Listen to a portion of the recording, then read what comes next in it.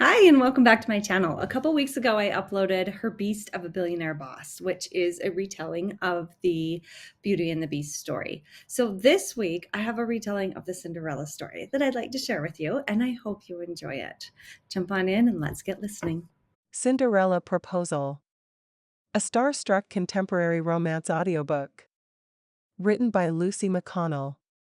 Narrated by Christina Dimmick. Prologue. You work too hard. Cindy Knight pulled herself out of a world of Egyptian mummies, desert sands, and a hero with a stubble-covered jaw and a great set of pectorals to answer her daddy. I'm almost done with this, promise. Her father, Robert Knight, owner of Knight Studios, placed his large hand on her shoulder. A screenplay is never really done. He was right, of course.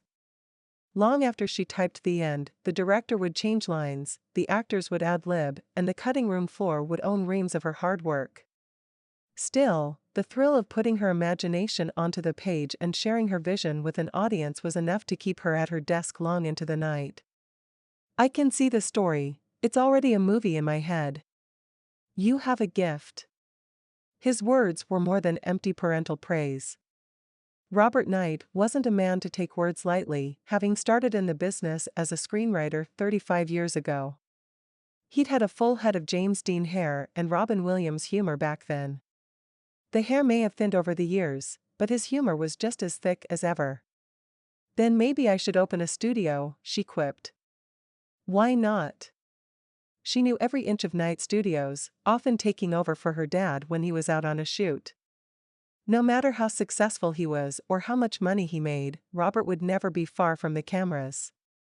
A fact her stepmother abhorred, but Cindy admired deeply. Daddy chuckled. No one should own a studio before they're 30, it's too much work. Enjoy your 20s, you only get them once. He planted a kiss on her head, making Cindy smile. At 27 and 3/4, she positioned herself nicely to step out on her own at 30. 30 was a good starting age for a large venture. Robert? Patricia Dixon Knight glided into the room, leaving a trail of glitter in her wake. Her silver evening gown shimmered and flashed, making Cindy want to say, "Ka-chow." Lightning McQueen had nothing on this camera-hungry woman. We're going to be late for the release party. Her words came out with only a hint of rebuke. For all her high and mighty ways, Cindy's stepmother coddled and cared for Robert, which was the only reason Cindy kept her mouth shut about the way the woman charged meals to the company account and burned through credit cards. If she made her daddy happy, Cindy was happy too. Besides, they were family. Dysfunctional in some ways, but there was no such thing as a perfect family. Robert's jaw flexed. I'll be right out. Patricia purred her way across the room. Cindy, dear, you aren't dressed? I'm not going, stepmother. It was always stepmother, never Patricia from Cindy. As a teen, she wasn't allowed to call an adult by their first name. No matter how old Cindy got, she'd always be that scraggly little girl to her stepmother. Cindy hit print on the manuscript that had taken her months to complete. She'd co-written several screenplays with her father, learning while under his protective wing. But Egypt's Gold was her first lone venture, and she wanted it to be perfect. She planned on skipping the release party to do another round of edits before she laid the document on her father's black cherry desk in the morning. Patricia thrust out her bottom lip, making a small mewing sound in the process. What is it, darling? Asked Robert. He straightened the picture frame on Cindy's office wall. She'd framed a picture of the two of them taken just 2 weeks before at the company luau. Her long, blonde hair was parted in the middle, and she'd tucked a hibiscus blossom behind her left ear. Her dad had on a horrible Hawaiian shirt and pair of khaki shorts. They were laughing at something off camera. Patricia pulled on the front of Robert's shirt. The girls so wanted their big sister to be there. I doubt that, muttered Cindy. Her stepsisters, fraternal twins just over 21 years old who had the bodies of preteens, rarely noticed when she was in the room. I'm sure they'll survive. Isn't Justin Bieber supposed to be there? Patricia brightened. I invited him. It would be so much easier to throw these parties if we were in Hollywood. Patricia hailed from the land of sun and surf, a fact that she liked to point out on a daily basis, as if being born in California gave her an edge over the slow southern women who worked for night studios, Cindy included. Her dad placed a hand at the small of Patricia's back. Atlanta has been good to us, my dear. Of course. She smiled so wide that her makeup cracked, revealing lines her latest Botox treatment hadn't corrected. With a peck on Robert's cheek, and a glance to make sure Cindy had seen the possessive kiss, she sashayed to the door. I'll wait in the lobby, don't forget your tie. Cindy's fingers uncurled, releasing the tension that gathered when her stepmother was in the room. Robert fished a silver bow tie out of his pocket and made a sour face. Cindy bit back her smile as she took it out of his hands and helped him put it on. This tie is redonkulous. I know. But it makes her happy. He searched Cindy's face. You like her, don't you? You've been married for 6 years. It's a bit late to ask that question. Cindy smiled as she straightened the bow. The truth. Did she like her stepmother? No more than someone liked a pebble in their shoe, but a pebble wasn't worth throwing a fit over. I'm happy that y'all got your ever after, Daddy. He clasped her hands, his grip as firm as a talking to and as serious as a sermon. There's no such thing as a happily ever after, Cindy. Life doesn't hand those out. Whatever happiness you gain in this life is a choice. Like learning to like kale because her stepmother was on a cleanse and ordered the cook to only serve smoothies. Robert's eyes grew troubled like the Georgia sky before a tornado. Love you. He pressed a kiss to her forehead. Love you too. She hugged him tight. Don't stay up too late, Peanut. He moved towards the door. I won't, she promised as she gathered papers off the printer. Just one more read-through. His head hung low as he headed down the hallway. Cindy only watched him for a moment before returning to her desk. Being part of a family meant making sacrifices. She sacrificed cookies in the pantry for Patricia's no-carb, no-fat, no-taste wafers, and her father sacrificed his pride and wore a sparkling bow tie. No family was perfect, and hers could be a lot worse. A moment later, there was a thump and a groan in the hallway. Odd.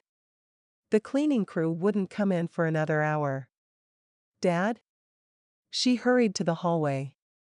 Sitting against the wall, his short breaths were accompanied by a garbling sound that sent her heart to her toes. Daddy!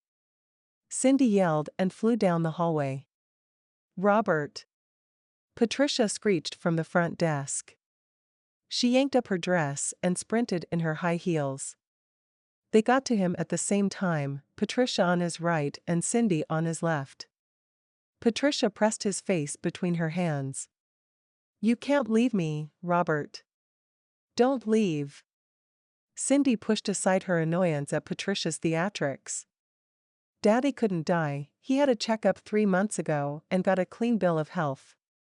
But if they didn't act quickly, whatever this was could turn into something serious. Cindy pulled her cell phone out of her back pocket and dialed 911. She gave the operator directions. Her dad waved his hand as if trying to grab something only he could see. Cindy grasped his thick fingers in her own, dropping the phone to the floor. Help is on the way. She tried to calm her racing heart. Patricia sobbed, her head on his shoulder. Daddy's face didn't go pale, it went gray.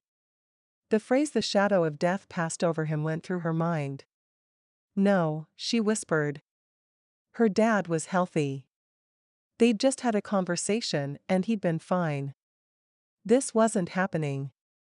She rubbed up and down her dad's arm to try and keep him alert. Talk to me, Daddy.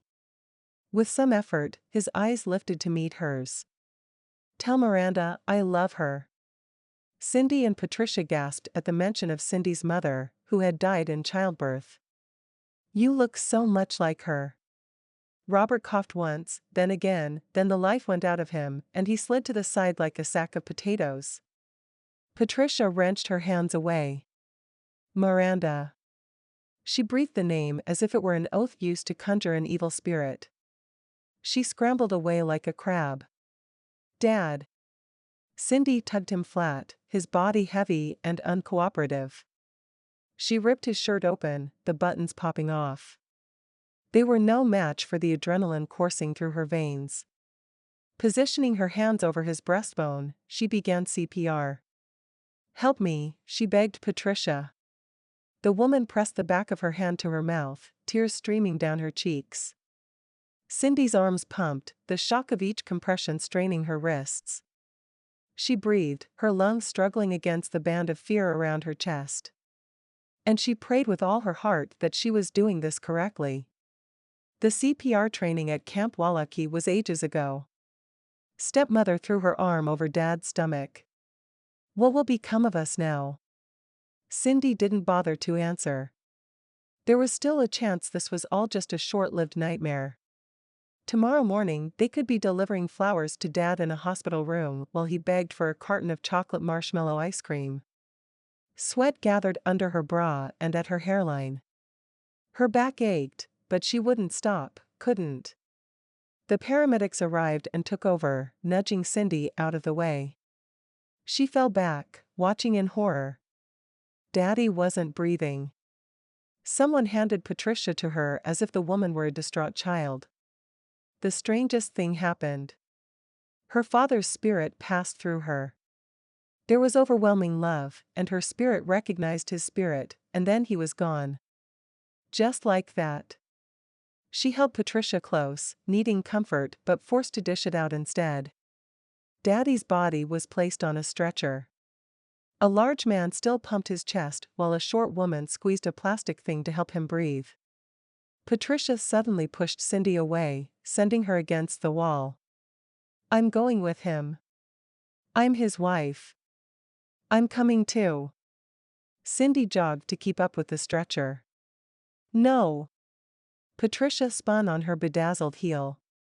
"There's no room for you." She hiked up her gown, the tulle and glitter spilling out the back of the ambulance. The fabric was caught in the door and dragged behind as the siren started. Tomas, Night Studios' senior writer and her father's best friend, shook his keys. "Come, Peanut, I'll get you to the hospital." Cindy hadn't known he was still in the building. She looked around, taking in the worried faces and clasped hands of the employees, the friends, who remained. Where had they come from? She shook her head. "He's gone, Tomas. I felt him leave me." She clutched her hands over her heart as if she could protect it from shriveling. Her hands turned cold, and her feet went numb. "I think I'm in shock," she managed to say right before the parking lot faded to black. Chapter 1. Cindy opened her desk drawer to gather courage from the picture of her and her father dressed in Hawaiian shirts and laughing as if they had the world at their fingertips. In a way, they'd had the world, writing, consulting on projects, not knowing their time together was so short. Even though she could have learned everything about film from Robert Knight, he insisted she get out into the world and have the typical college experience.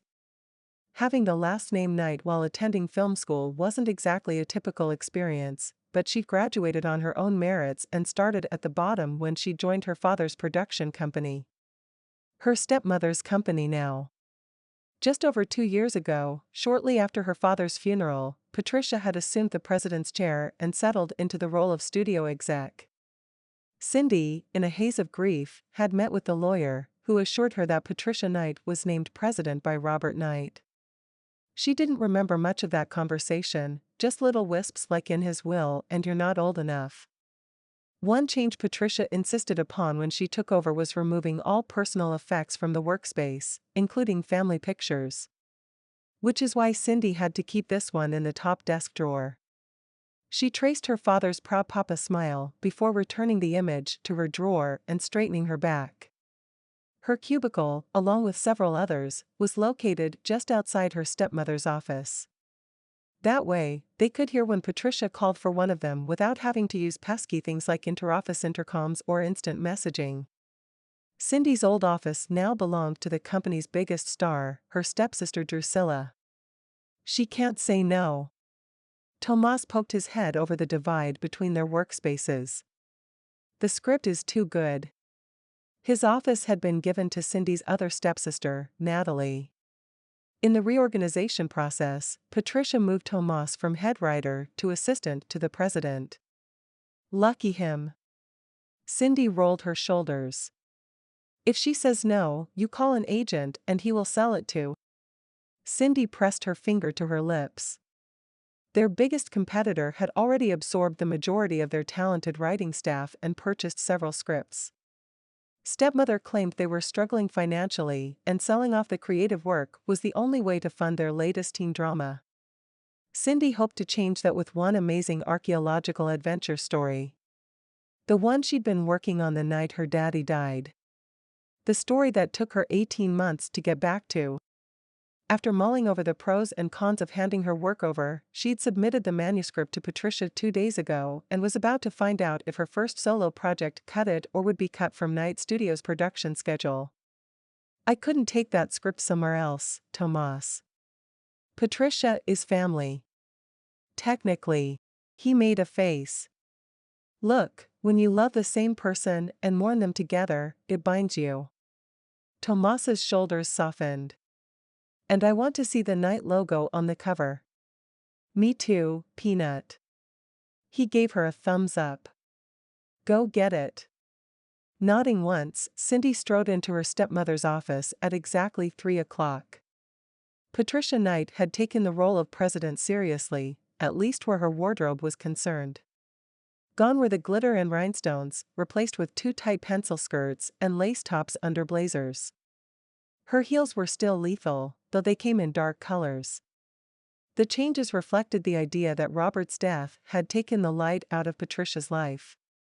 Cindy understood how she felt. Cindy. Patricia nodded for her to sit in the stainless steel chair on the far side of her modern desk.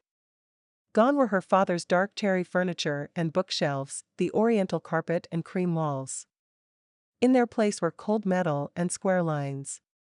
What have I told you about using office hours to write? I haven't.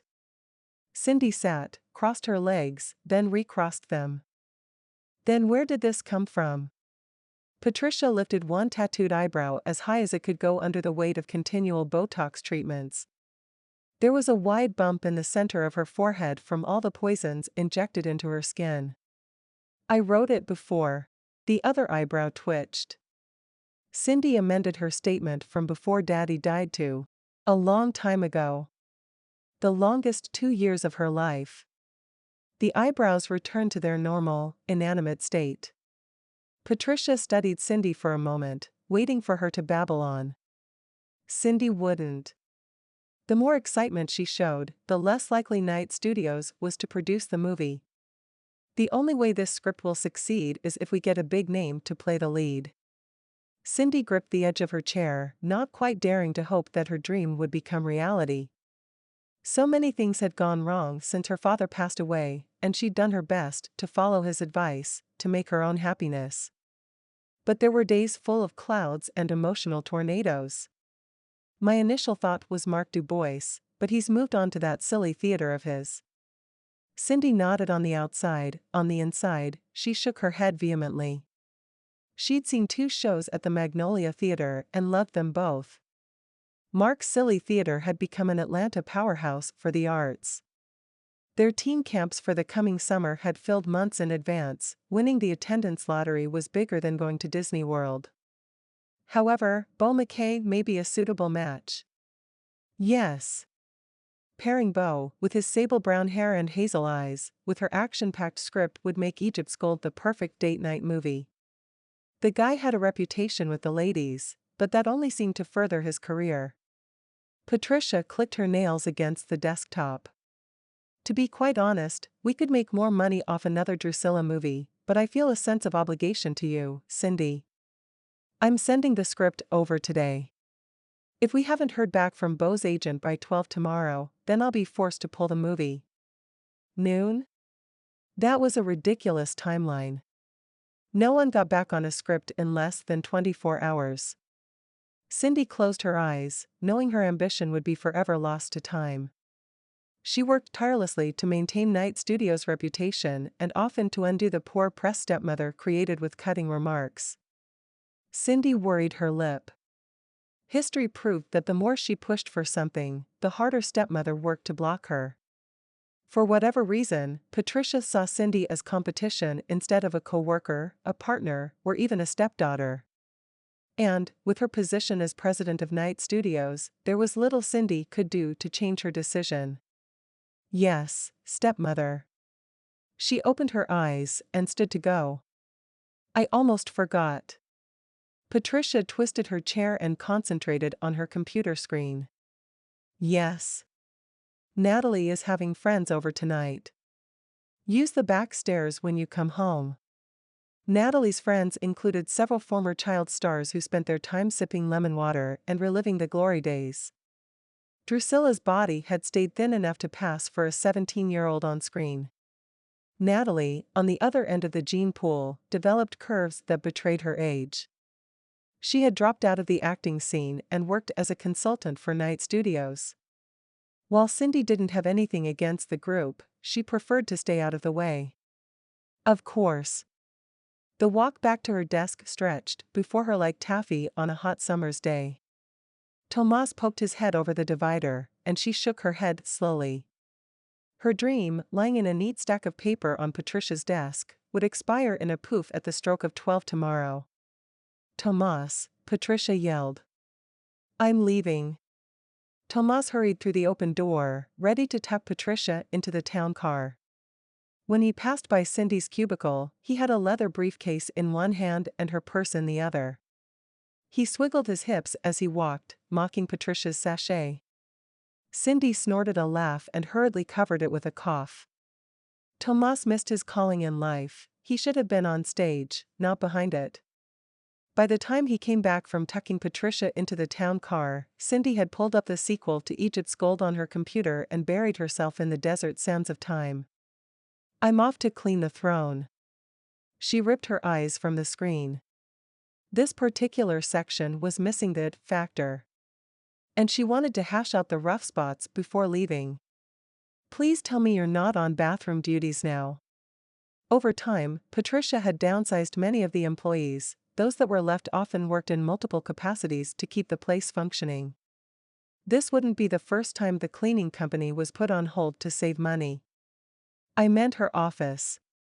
He plugged his nose. Though I'm not sure which room would be worse. Cindy lifted her hands and shrugged. Her perfume is cheap, she can use as much as she likes. Tomas waved his hand in front of his face as he entered the office. Apparently, Patricia had layered up before she left. Cindy went back to her manuscript. Cindy? You'd better get in here. Her back curved. She hesitated before making her way into the cloud of roses and mango. Such an odd combination for perfume. Tomas held her script in his hands. She was supposed to send that to Beau's agent tonight. She yanked it away from him, angry at herself for believing even one word out of her stepmother's mouth. The deadline was ridiculous, and Cindy had little hope the manuscript would ever see the light of day, but she had hoped, for just the briefest of moments, that Beau would read it. That maybe, just maybe, someone other than her would see the script's potential. Tomas patted her shoulder. I'm sorry, Peanut. A tiny spark of an idea began to form. A wicked and wonderful idea. Don't be. Her shoulders squared and her chin lifted. She opened Patricia's laptop. What are you doing? Tomas hissed as he darted to the door to act as lookout. Cindy jotted down Beau Mckay's address. I'm delivering the script to Beau Mckay himself. If Beau doesn't like it, that's just fine. But he's going to see it if it kills me. Patricia just might do that if she finds out you were in her computer. Rule number 1 at Night Studios: don't touch anything belonging to Patricia. Not her coffee creamer in the break room. Not her nail file in the bathroom. And never, ever her computer. If we don't make this movie, we're going to be out of a job by the end of the year. Tomas grew quiet. His sister was sick, some autoimmune disease, and he was her only family in the States. If he left, he'd take a pay cut, and prescriptions were expensive. Here. He took a large envelope out of the filing drawer and handed it to Cindy. Thanks. Picking up the phone, he buzzed Daphne at the front desk. She was one of the few people Patricia kept around. Probably because she looked like a grandmother and wasn't a threat in the looks department. Lucky for Cindy, she acted like a grandmother too. Do you still have those seals? He paused. We need one. Cindy's delivering a script. Seconds later, Daphne burst in. Whose script? Your script? Cindy nodded. Nervous butterflies thrummed through her veins. Am I crazy for even thinking of doing this? Crazy smart. Tomas went back to the door. Cindy kissed the script. For luck, she told Daphne before sliding the papers into the envelope. Let's make it official. Daphne stuck a Night Studios seal over the flap. Cindy's eyes stung as she brushed her fingers over the silver and blue embossed sticker. Where did you find this? Cindy asked. She hadn't seen one since her dad died. This old girl has a few tricks up her sleeve. Now go. With a quick hug and a push out the door, Cindy was soon winding her way out of downtown into the maze of the Buckhead suburbs. The further she drove, the larger the houses tucked in among the trees. Her jaw dragged behind her. She thought her home was opulent, but she'd been looking through rose-colored memories. These homes were veritable castles with their bright white pillars, shiny windows, hedges neatly trimmed, stamped concrete, and iron fences. In contrast, the pillars that framed her front porch leaned to the left, the windows were foggy, and the lawn spread into the cracks in the driveway. Cindy shook off her stepmother's shadow. She was going to deliver her script right into the hands of Beau Mckay and convince him to read it right then and there. If he didn't want the part, fine, she could deal with the rejection. Rejection was part of a writer's life. With his face in her mind, she resolved not to let the butterflies in her stomach nor her sweaty palms stop her from reaching for the stars. Chapter 2. Cindy's Honda Accord slowed to a stop in front of Beau Mckay's giant brick home. The long cobblestone driveway circled around a fountain rimmed with grass and BMWs, Mercedes, Buicks, and Ferraris. Many more vehicles than Beau could possibly own. Great, he's got company, she snarked to herself. The home was shaped like a smaller version of the White House, minus the dome. 2 three-story white pillars framed the front porch. Between them, set back 15 feet, was a beautifully carved wooden door, banked by stained glass windows that perfectly framed the doorway. 2 brick staircases cascaded down from the entrance, their edges trimmed with stunning flower beds displaying a myriad of blooms. She craned her neck to see the front porch. Every window glowed, allowing glimpses of a party happening inside. Music spilled out of the house and over the fences. Laughter echoed through the night. No wonder she'd gotten past the community security guard so easily. She watched as a giggling couple ran out the front door, down the curving stairs, and jumped into the fountain fully clothed. They came up laughing their heads off and flopping drunk. Nice place. Nice party. Stupid people. She undid her seatbelt. What had she expected, really, from Atlanta's well-known playboy? Beau Mckay had married and divorced 2 Hollywood starlets before declaring himself Atlanta's most eligible bachelor. She couldn't buy a loaf of gluten-free bread at the grocery store without seeing his latest escapade laid out in the gossip rags. Not that she was interested in his escapades. There were those times when the photographer caught a sense of regret in Beau's eye, regret and loneliness. Usually, the look popped up in the pictures he didn't know were being taken. She'd mentioned it once in front of Drusilla as they passed a newsstand and gotten the tongue lashing of a lifetime. You don't know him. He is everything a man could want in life. Drusilla flipped her hair over her shoulder. You're so judgmental. Cindy had remained quiet for the rest of the errand. She hadn't meant to sound as if she were judging Beau. On the contrary, she'd recognized the look because she understood it.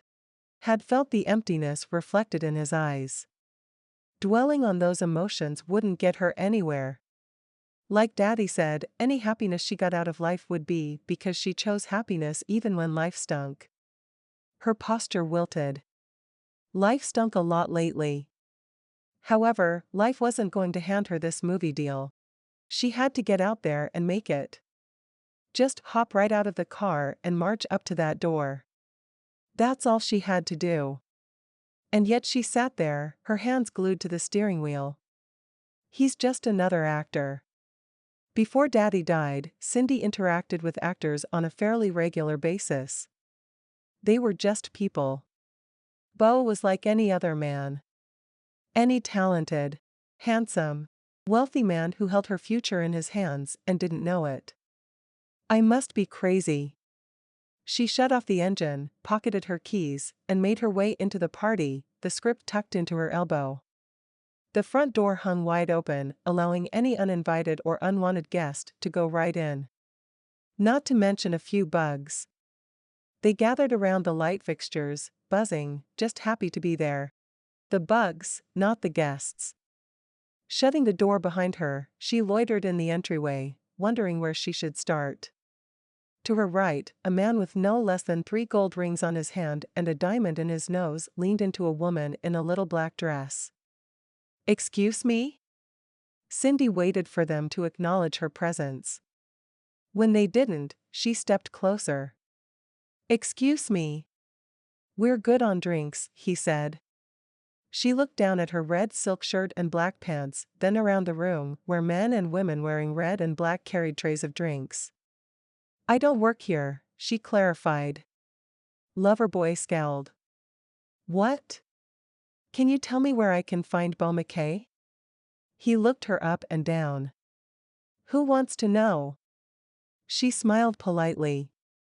Night Studios. She lifted the envelope with the seal. I have a delivery for Mr. Mckay. He jerked his chin. He was by the pool. Thanks. Her gratitude fell on deaf ears. She shrugged and made her way through the house, the beautiful house with marble floors, thick area rugs, shiny appliances, and breakable knickknacks. She tucked her elbows into her sides and held the script close to her chest. Exiting through a set of sliding glass doors, also left wide open to bugs and guests alike, she stepped onto the flagstone patio, scanning the gyrating bodies for Beau. He wasn't too hard to find, his 6'2" height put him heads above the group of women surrounding him on the dance floor. They vied for his attention, moving closer to Beau until the next girl in line edged in. Cindy carefully made her way around the pool. Couples used the sun chairs to get lost in one another, others danced, while a set of guys dared one another to jump in the pool. They were gathered at the edge of the dance floor, near the diving board. And there was no way around them. If she wanted to get to Beau, she'd have to drive right through the rowdy crowd. A feat easier said than done. Their double-dog daring had escalated to shoving one another, giving juvenile excuses for who should be the first to test the waters. One guy pulled his tie loose and secured across his forehead it like a headband. Cindy rolled her eyes. Feeling like a freshman on the first day of high school who was forced to walk down the senior hall, she took a deep breath. She'd come this far, what was 10 more feet? Excuse me. She tried to move past the first guy. Beau was just on the other side. All she needed to do was get the script into his hands. She lasered in on him just as he stumbled into a redhead and laughed. Was he drunk? He couldn't be drunk. She'd read that after his second divorce he swore off alcohol, blaming the scotch for his erratic behavior during his marriage. The man in front of her lifted his arms, his elbow knocking the tray of a passing server. She yelped and grabbed for the champagne flutes. Cindy caught one before it hit the ground. "Hey," the guy yelled. "You got my shoe. So wash it off." Cindy nodded towards the pool as she set the glass on the tray and gently pushed the frazzled server out of the way. The girl gave her a small smile before hurrying off. Guy turned too, and suddenly she was pressed between their thick bodies. "Hey, Beau," she just volunteered to test the water. "What?" "No." A shot of adrenaline spiked down her arms. The envelope wrinkled in her tightening grip. "No." "Yes." Guy scooped her up as if she weighed nothing more than a dish towel. The frat group hoisted her above their heads. Beefy paws all over her back and backside. She squirmed, and her shoulders went down, giving her an up-close, upside-down look at the patio. It looked hard. Really hard. She closed her eyes and bit back a whimper. She was going in. There was no question. She clutched the envelope to her chest. "Hey!" "Don't," she commanded, but no one could hear her over their rebel yells. They put her back up over their heads, where she could see all eyes were on her, and this group was not going to let her go. In a moment of horrific clarity, Cindy Frisbee tossed the script towards the buffet table in a last-ditch effort to save her dream. It smacked the ground and slid out of sight. She would not scream. No matter how cold the water, she wouldn't give these idiots the satisfaction. She was turned sideways, and her eyes caught and held Beau's. He put his hand out towards her, a sense of panic running back and forth between them. She reached for him, though there was no way they'd be able to touch. I was so close. The next thing she knew, she was swimming. She came up swinging her arms in an effort to splash the frat pack. They backed up, laughing. "Is it cold?" asked Guy. "It's heated, dimwit." She glared. The guys pouted, their stupid dares amounting to nothing except her ruined clothes and lost script. Cindy swam to the nearest edge of the pool. As her hand brushed the side, it was clasped roughly, and she was hauled out as easily as she was thrown in. Scrubbing the wet hair off her face, she coughed. "I'm really sorry about that," came a deep and authentic voice. Cindy blinked to clear her vision and found Beau Mckay standing in front of her. Her eyes traveled up the blue button-up shirt covering his legendary washboard abs and firm pectorals, to his Adam's apple and past those perfect lips, finally falling into his hazel eyes. She let her jaw drop open. He was here. Right in front of her, and she couldn't think of a thing to say. "Get those guys out of here," Beau told his security staff. Big guys in black t-shirts and pants, who reminded her of monster trucks, surrounded the group and escorted them out. Beau touched her elbow, sending little sparks up her arm. "Are you okay?" he asked. "Mija," she answered. His brows knit together. Cindy looked down at the puddle growing beneath her feet. She crossed her arms over her chest and shivered, though it wasn't from the cold. Beau's gaze was intense.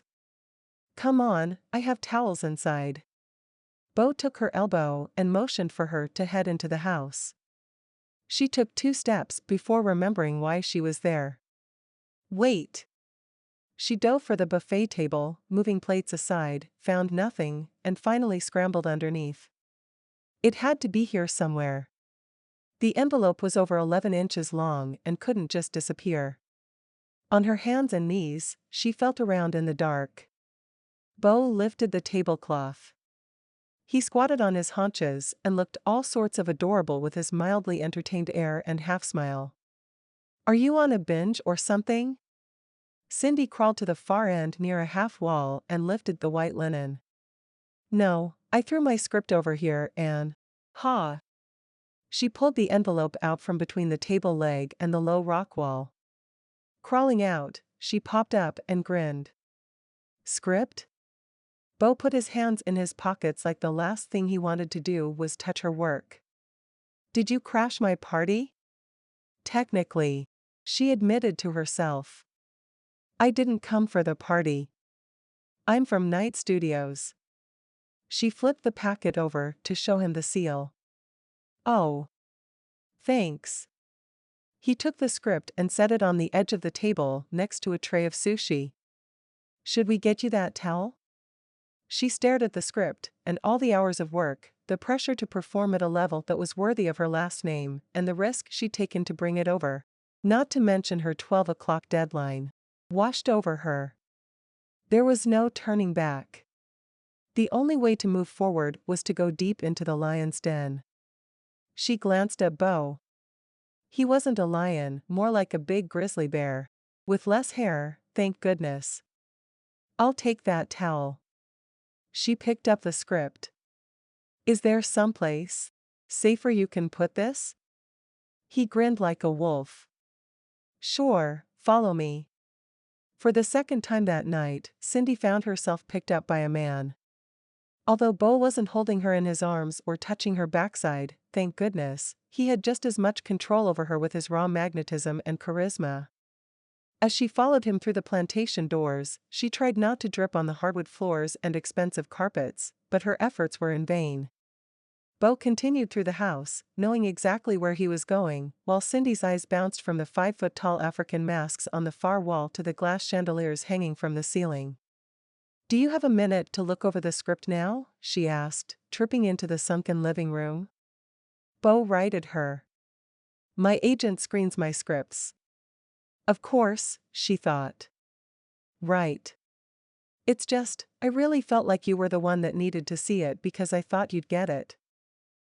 Cindy bit off her spiel. Beau wouldn't care about all the research or the fact that having her father's studio produce her first full-length feature was important.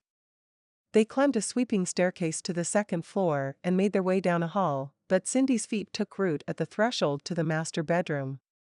Beau turned to her with his signature smolder. I'll have a few minutes to look at it while you're getting out of those wet clothes. But I didn't bring anything to change into, she protested. He quirked an eyebrow. Cindy lifted the script and hit him in the shoulder as hard as she could. With all his muscles, he probably didn't even feel it, but it made her feel better. He laughed easily, his eyes telling her he'd been teasing. The rake.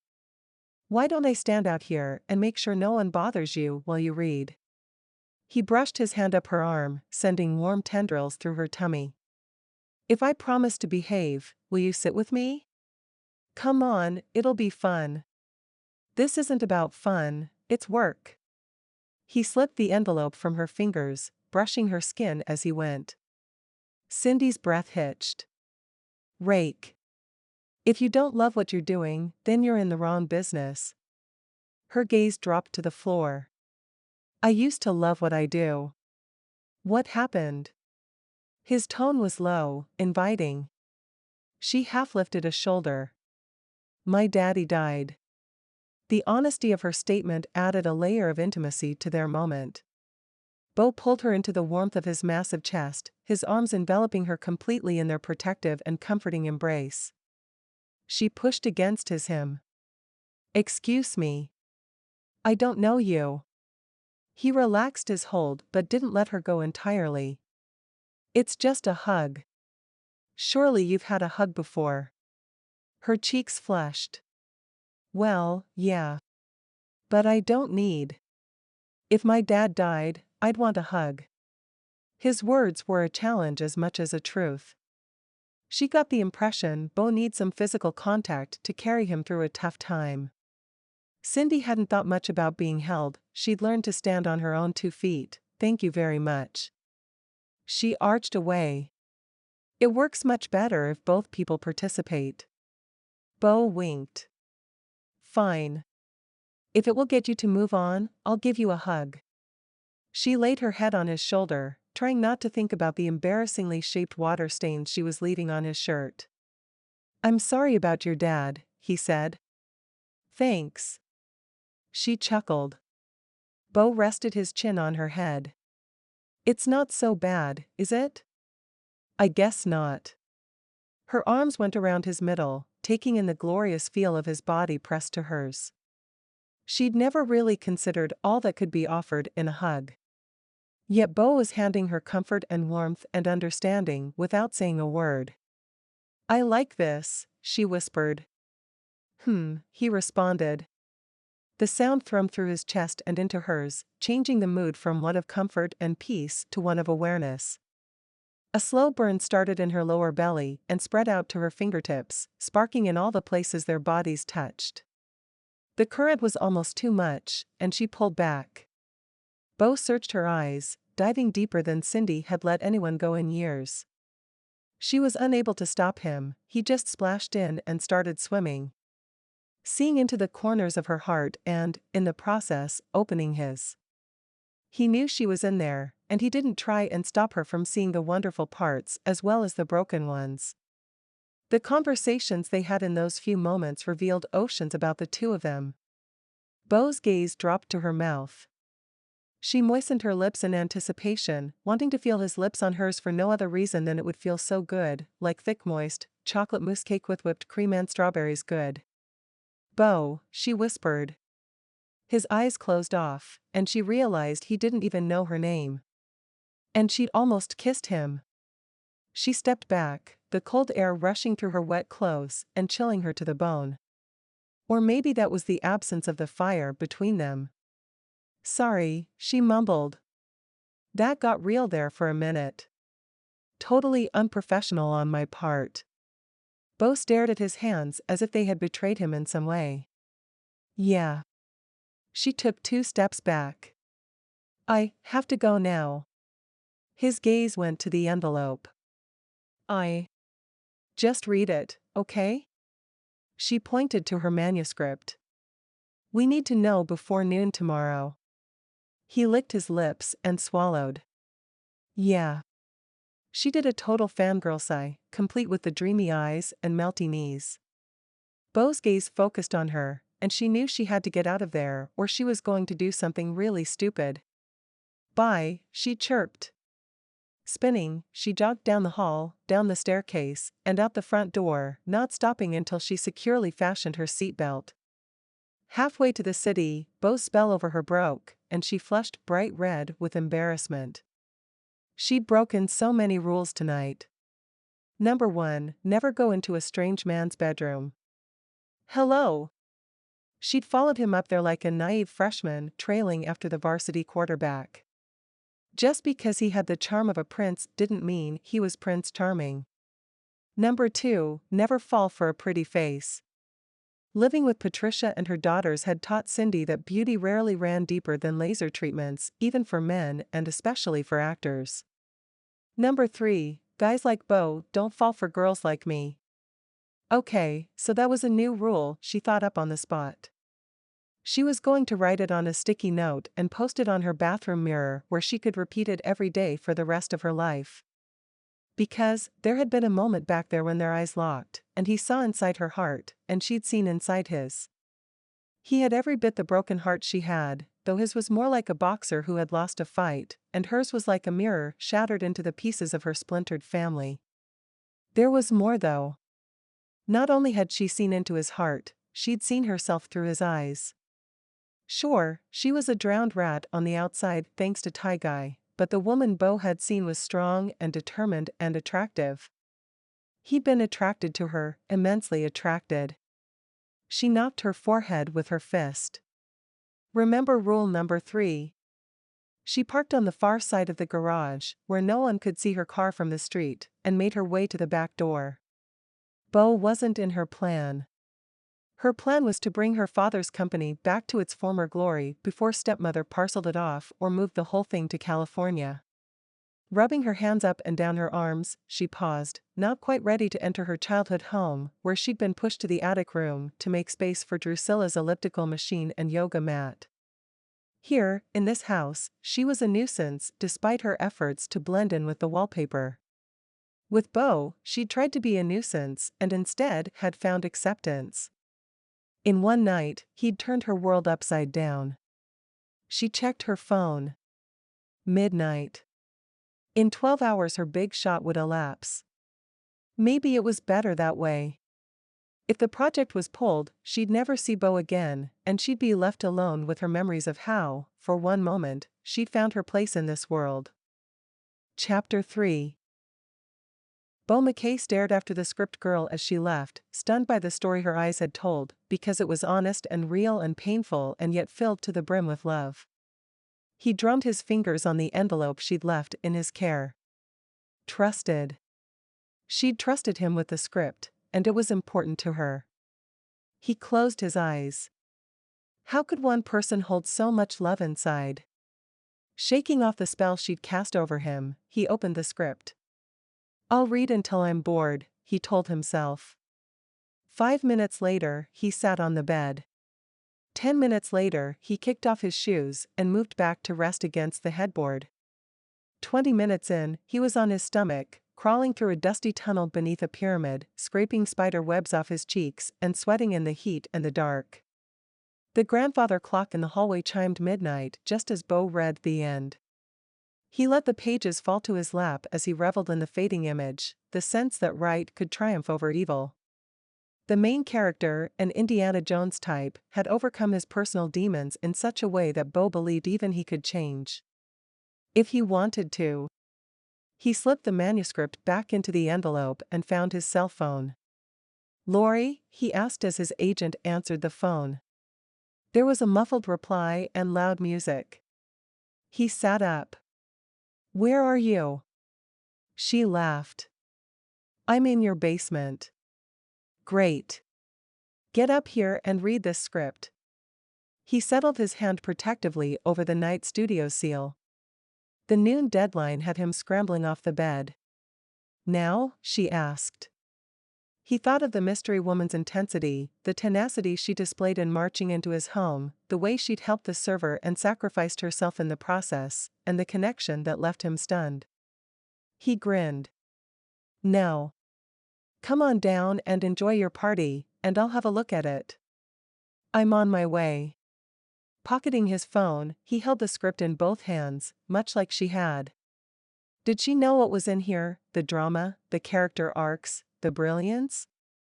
She'd clutched the envelope to her chest as if it were important, and not just important to Night Studios, but important to her on a personal level. Even though she didn't like her job, she took script delivery seriously. Maybe he was overthinking things. Maybe he was overthinking her. He had felt like she was in the room while he read, an essence of her lingering behind and not just in the puddle she left at his door. He couldn't believe he'd almost kissed her. Not that he had anything against kissing a woman he'd just met, happened all the time in his line of work. The strange thing was how much he wanted to kiss her. Really kiss her. No cameras. No staging. No director telling him to amp it up or slow it down. Just him and her seeing where their lips and desires would take them. Every red shirt that passed by had his head turning, searching for her. He knew she wouldn't be here, but he couldn't stop himself from scanning every blonde's face for the passion he'd experienced for that small moment in time. The party was still going strong. The security guys were bobbing heads, and a couple of them danced in the flash mob on the patio. He frowned. That was not acceptable. He'd have to find a new company before the next party. Lori met him in the sunken front room. She wore a little purple dress. Her chin-length hair was silky and smooth, and she carried a plate in one hand, her clutch tucked under her arm. She shoved a piece of sushi in her mouth and dusted off her fingers. Let me see that. Beau hesitated to hand over the only piece of his mystery girl. He hadn't gotten her name. He'd been so stunned by his reaction to her that her number was the last thing on his mind. Not that he didn't trust Lori, he just wasn't ready to part with the feeling script girl stirred inside of him. There was attraction, yes, there was plenty of that. But for a moment, he'd seen inside her soul. Which was sappy and dumb and not at all something he ever thought was possible. His buddy and fellow actor, Mark Dubois, claimed that when his and Allie's eyes met for the first time, he knew she was his soulmate. Beau had scoffed. There's no such thing. Yet, he had this distinct impression that never seeing this woman again would be the biggest mistake of his life. After divorcing his second wife, Tanya, he'd sworn off any relationship longer than a week. If the two of them, who had lusted after one another from the second they met, couldn't make it work, then he wouldn't be able to make it with anyone. He believed Tanya was the love of his life, yet the passion they'd once shared morphed into angry fights and cold shoulders quickly enough that he questioned if anything he'd ever felt for her was real. Now, after holding his mystery girl in his arms, what he'd felt for Tanya paled by comparison. If he could feel a connection that went beyond attraction and lust with a woman he'd only met once, then everything he'd thought about love up to this point was wrong. Maybe Mark was right. Maybe there was a soul out there that was his perfect match. Maybe he'd held on to her tonight, and then let her flit away like a lightning bug on a summer's evening. Beau? Laurie shook his arm. Here. He thrust the script at her, needing to make the separation quickly. I'm doing this movie, set it up first thing tomorrow. Wait? You can't just. Laurie's bangs dropped over her eye as she stared down at the seal. Night? I thought they were into teeny bopper junk now. Beau reached out to take the envelope again and then pulled his hands back. Is gold. It reminds me of Robert's stuff. Laurie's cheeks lifted. Do you think it's one of his scripts? Beau shrugged. I don't know. But it's good. Night good. Laurie's eyes caught something behind him and darkened. Beau turned around to find two uniformed police officers coming through the front door. They pinned him in place with their stares. Beau blinked. Beau Mckay? Asked the larger of the two. He was Hawaiian built and trimmed out. Beau wondered what protein powder he used to get those muscles. Yeah. You're under arrest for providing alcohol to minors. Beau shook his head. What? Another officer came in with a girl who looked as green as the Spanish moss hanging from the trees in his backyard. She was in handcuffs. Do you know this girl? Demanded the first officer. Beau leaned down to get a better look at the mouse of a girl. Her black hair was pulled in a messy knot at the top of her head, and she wouldn't look him in the eye. He could honestly say he'd never seen her before in his life. Nope. We found her swimming in your fountain, blood alcohol levels .1. Beau coughed. How was the girl still standing? Of course, she was so small that it wouldn't take more than one drink to inebriate her. The cool sting of metal hit Beau's wrists as the Aloha officer cuffed him. Wait, I didn't buy this girl a drink. He twisted his other hand out of the cop's reach. They locked eyes, two gunslingers ready to go. Laurie stepped forward. Officer, I can assure you this girl was not on the guest list. If she's here, she's trespassing. Tell it to the guys downtown. You're kidding, right? Beau turned his cuffed wrist. No, sir. The big guy twisted Beau's hand behind his back, snagged his free hand, and clicked the cuffs in place. Hey now. Beau struggled against his hold. The cop lifted Beau's hands, stretching his shoulders. All right. Beau stopped wiggling and moved with the armed posse towards the door, his gut churning with anger. He had other things to do besides defend himself against false charges. There was the script, but more importantly, there was Script Girl. Laurie moved to follow him out the door, her lips pressed in a firm line. No, you've got to talk tonight. Get that contract before noon. She put her hands on her hip. What are you going to do, rot in a cell? I'll call Mark, just do it, please. It's important. She threw her hands in the air. Actors. He grinned the whole way to the car, which probably didn't look all that great in the photos his guests snapped with their cell phones. Beau Mckay being hauled off to jail and smiling about it would make the front page. But he didn't care. Lady Luck was shining on him tonight. By noon tomorrow, he'd know the name of his mystery woman. That was a victory. Chapter 4. Beau twirled his pen as Lori read through the contract. His gaze continued to drift to the glass wall behind her, where he hoped to catch a glimpse of the script girl from the night before. So far, no luck. As he sat waiting for Mark to pick him up from the police station, he thought about little else besides a pair of sapphire blue eyes. He should probably stop calling her script girl, as she was very much a woman. A woman he'd like to get his arms around again, and soon. It's your standard contract. Lori interrupted his musings. He could ask for more money. Standard was for mid-list actors, and he'd left that list behind a couple years ago when he took up playing Christian Brockmore. But he didn't want to rock the boat, and he really didn't want to wait here for them to change the contract. After Mark bailed him out of jail this morning, he'd had less than 40 minutes to shower, change, and get downtown before 11:30. For some reason, the contracts had to be signed by noon or the offer expired. The clock ticked. That'll work. Mr. Cage, a frazzled entertainment lawyer on the other side of the table, sagged with relief.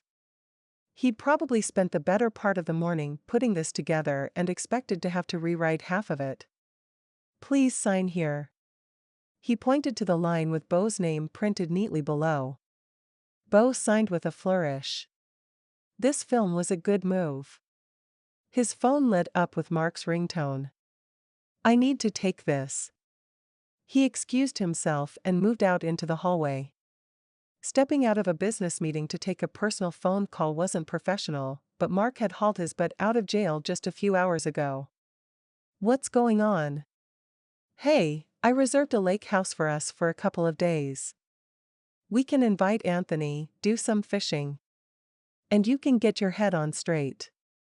Beau grinned. For the first time in a long time, he felt like he had a direction. This movie had blockbuster potential, and then there was the woman. I appreciate that, but I just signed on with Knight for a new action film. Yeah. I thought they weren't doing those since Robert died. Well, they've got something good here. I'm excited about it. Good. Mark's voice had that relieved tone. The one that comes when you think your friend has fallen off the deep end, and you find out he's not an idiot. I'll let you know when we have a break in filming. We'll hit the cabin then. Sounds good. They said goodbye and hung up. Beau glanced up to see the woman who had captured his thoughts duck into a room at the end of the hall. He broke into a run, hoping to keep her from slipping away again. Bursting into an employee break room, he found her standing in front of an open fridge with an insane amount of yogurt cups lined up inside. He pulled himself together. Hi. Hi. The fridge door floated shut. They stared at one another and need to be closer, tugging at his shoes. Thanks for bringing the script over. Her eyes widened slightly, and she glanced over his shoulder at the open door. I don't know what you're talking about. He looked her up and down. Same beautiful body, although he'd seen a lot more of her curves last night than he did this morning in her blousy skirt and top. Same posture. Same crystal blue eyes. He grinned. I never forget a beautiful face. She rolled her eyes. Whatever. It wasn't me. You were drinking, could have been any blonde. How do you know I was drinking if you weren't there? She twisted her lips as she tapped at her phone. When she flipped it, his mug shot stared back at him. He pushed it down, keeping hold of her hand. The contact only whetted his appetite, and he had to hold back the desire to take that kiss he'd been denied last night. First of all, I don't drink. Secondly, I didn't invite minors to my party, they crashed it. Something you would know all about. She pressed her lips together, refusing to deny the claim, but there was a hint of mischief sparkling in her eye. He was all over that. Leaning closer, he lowered his voice. I hoped I'd see you here today. Why? She shifted her weight, reducing the distance between them. He liked less space. He wanted a lot less space. Because I like you. Why? Because I didn't fall on your lips? Her gaze dropped to his mouth and back up again. He chuckled. I'm not even sure what that means, but I like the sound of it. Maybe we could give it a try tonight, after dinner at my place? ICA. What is going on here? Cindy snapped to attention. Beau twisted his neck to see a woman, barely 5'5" in her leopard print heels, cross the small room. Her short blonde hair was streaked with gray, and her skirt only allowed minimal movement. She wasn't young enough to cling to her 20s, but she was making a mighty effort at those 30s. Cindy jerked her hand out of his. Mr. Mckay was asking for directions. Mrs. Knight twittered. That's a relief. For a moment there I thought I heard you ask our dear, simple Cindy to dinner. Her hand flapped against her breastbone. Beau stared. Cindy was anything but simple. Cindy was the most wonderfully complicated woman he had ever met. He opened his mouth to explain that to this person who obviously hadn't spent much time with Cindy, but Cindy caught his eye. She gave her head a small shake, warning him off. He caught on quickly and amended his statement. I was asking her about a good place to go to dinner. Drusilla will know all the best restaurants near our downtown office. Drusilla? Beau asked. My daughter. Patricia beamed. Beau turned to Cindy for an explanation. Cindy smiled woodenly. Mrs. Knight, this is Beau Mckay. Beau, this is Mrs. Knight, president of Knight Studios. Her daughter, Drusilla, is leading the Egypt's Gold project. Ah, the boss. It's nice to meet you. He stuck out his hand, and Mrs. Knight took it, her grip sending a warning down his spine like ice down the back of his shirt. She hooked her arm through his and started for the door. I can take you directly back to the conference room, Mr. Mckay. We are so thrilled you've decided to be part of our latest blockbuster, Beau. He glanced over his shoulder to see Cindy bite her lip and turn her head as if struck. Can I call you Beau? Asked Mrs. Knight. Beau nodded. Obviously there were interoffice dynamics at play here. He didn't want to make trouble for Cindy. Cindy. His cheeks lifted. He had her name. Well, half her name. That was enough for now. He'd be in this office plenty over the next few weeks, and he planned to make the most of those visits. Chapter 5. Cindy pulled the clothing out of the dryer and set it on the counter before moving the just-washed clothes to the dryer. Folding laundry wasn't her favorite task. All right, it was her least favorite task. But at least it kept her stepfamily out of her hair.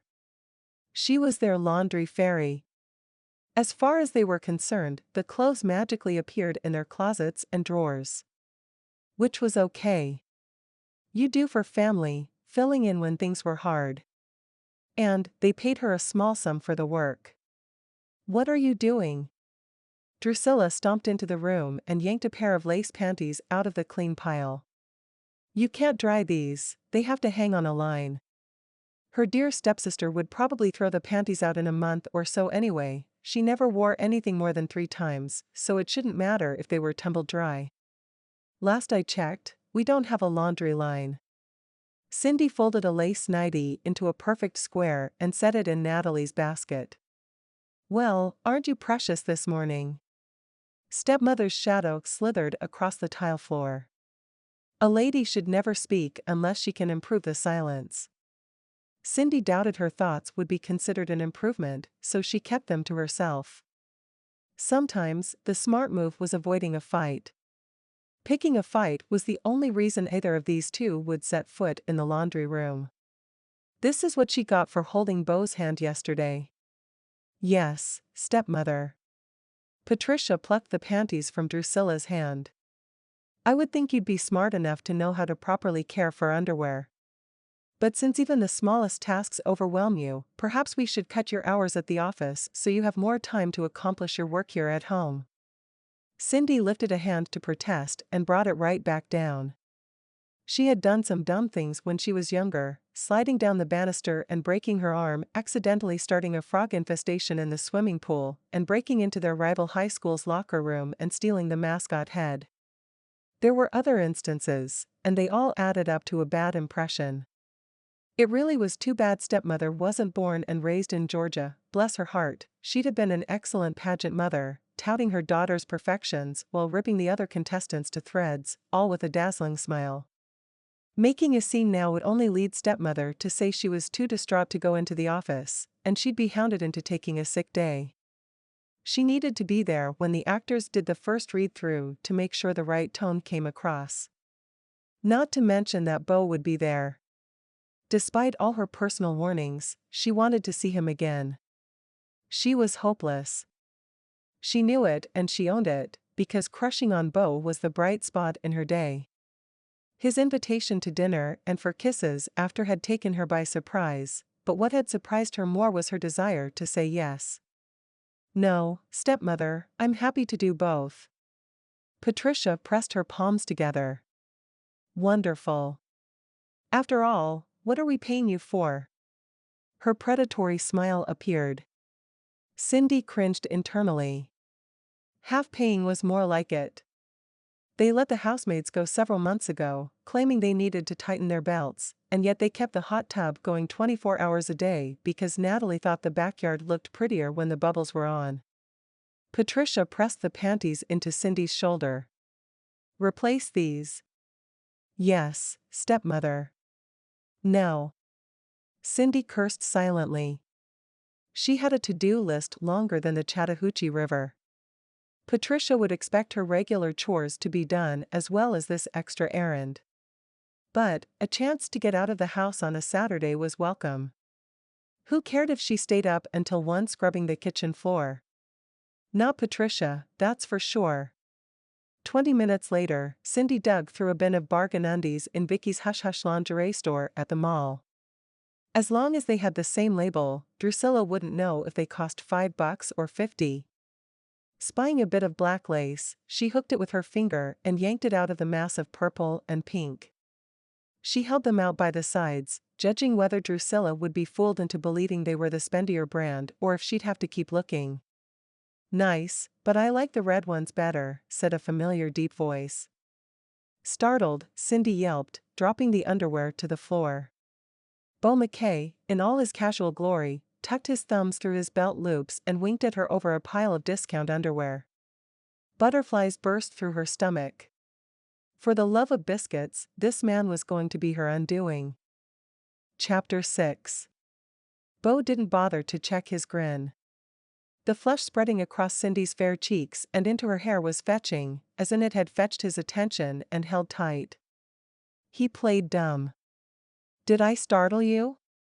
She swallowed hard and dropped down to swipe the lacy things off the floor. Not at all. She popped back up. I'm sure you're used to women dropping their panties in front of you.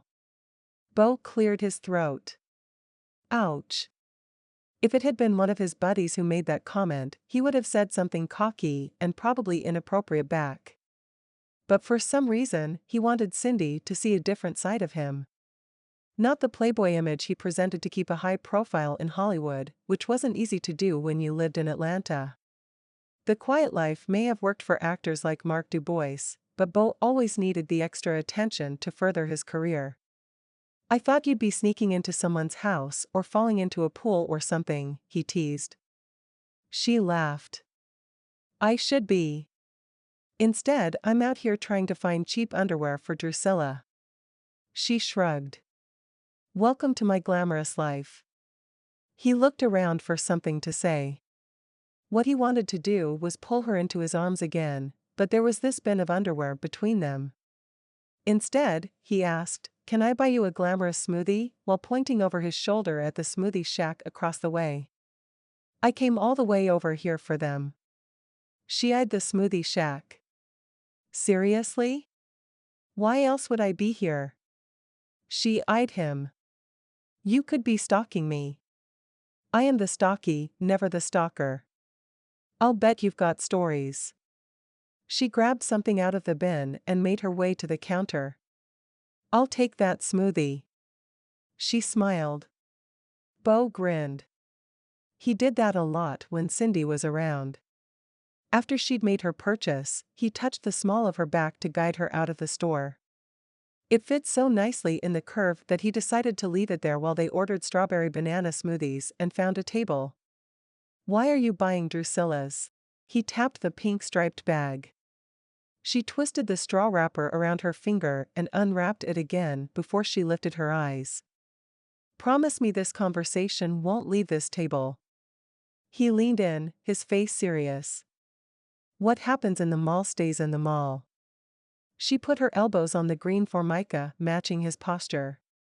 When my dad died, everything happened so fast, I was in a blur. She stared at a chip in the tabletop. He named Patricia president of the company in his will. I was devastated. I thought. Beau's mind raced. This was Robert Knight's daughter. Egypt's Gold was her script. He was enamored with a storytelling prodigy. You thought he would leave it to you, Beau finished. I shouldn't have been surprised. He always said a person should enjoy their 20s and not take on any real responsibility until their 30s, but anyway, she started cutting corners, cutting budgets, and cutting scripts. She's whittling away at my father's legacy with these teen musical dramas. The last real movie we did flopped because Patricia moved the marketing money over to Drusilla's latest show. What movie? Time and Traveling. I saw that, it was good. Well, you are one of 100 people who knows it exists, and that was my and my dad's last script. Beau blinked. Cindy Knight. She was all the buzz for months after co-writing her first script with her father. The Biz named her the #1 person to watch in filmmaking 3 years ago. The reviews were good, he offered. My reviews are always good, she responded in a voice that said she expected nothing less. Her reviews weren't good because her dad's name was on those scripts, although that may have helped. The films with her name as co-screenwriter had a quality her father's lone projects missed. And Robert Knight was no slacker. He'd established his foothold in film while Beau was still in braces. She sighed. Reviews don't pay salaries. Beau twirled his almost empty cup. Can't you go to another studio? One where you'd be appreciated for your talent? I am appreciated by the people who matter to me. If I leave, the company would crumble under Patricia's management style. I take her crap to keep it from landing on everyone else and stinking up the place. Beau wanted to sink under the table or crawl under a rock somewhere. He couldn't remember the last time he'd looked out for the little guy or cared about anyone, well, besides his closest friends, Mark and Anthony. But if he were honest, they didn't ask much of him. What's in it for you? Asked Beau. Excuse me? Cindy pushed her drink aside. Nobody gets something for nothing. What do you get out of this? I get to see Egypt's Gold on the big screen. Daddy died before he had a chance to read it. I guess I feel like, if it's projected out there, he might get to see it somehow. Beau covered her hand with his. I'm honored to be a part of it. Her pinky finger twitched and then she flipped her hand over and grasped his. Thank you. They held one another's gaze, and that feeling of looking into one another's hearts was back. What are you really doing here? She asked with a grin. I need a wedding gift for Mark and Allie. She looked at him dubiously. And you came to the mall? What? He shrugged. You are such a guy. Wait, you weren't shopping for them at Vicky's Hush Hush, were you? What? No. Give me a little credit. All right, where were you planning to look? He ran his hand through his hair. I hadn't thought much about it, and then I saw you. He nudged the pink bag. And I got a little sidetracked. Uh-huh. Her cheeks dusted pink. What do you recommend? Where are they registered? He lifted both his hands. How would I know? You could ask. Right. He snorted. Hey Mark, would you like the ruffles on your towels to coordinate with your bedspread? No way. He'd take away my man card. Oh my gosh. Just ask. She slapped his arm. It's a perfectly normal question. He made a gagging noise. Not for a guy. Please. She swiped up his phone. What are you doing? He reached for his phone, worried she was calling Mark. Not that he didn't want the two of them to meet.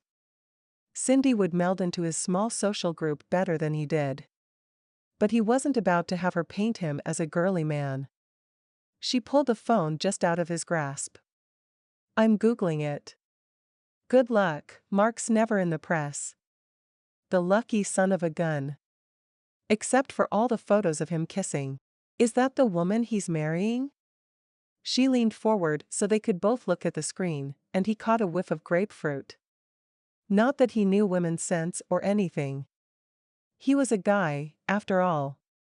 But Anthony's wife ran a soap shop, and she'd had him smell 5 fruity flavors of soap to help her pick her spring scent. He'd chosen the grapefruit because it was fresh, with only a hint of fruit and a twist of citrus. Not that he'd noticed. Because he was a guy. Yep. The word came out softer than he'd planned. Do you like her? Beau considered his thoughts. When he'd first met Allie, he thought she was cute. By the end of the afternoon, he'd fallen for her like the sister he never had.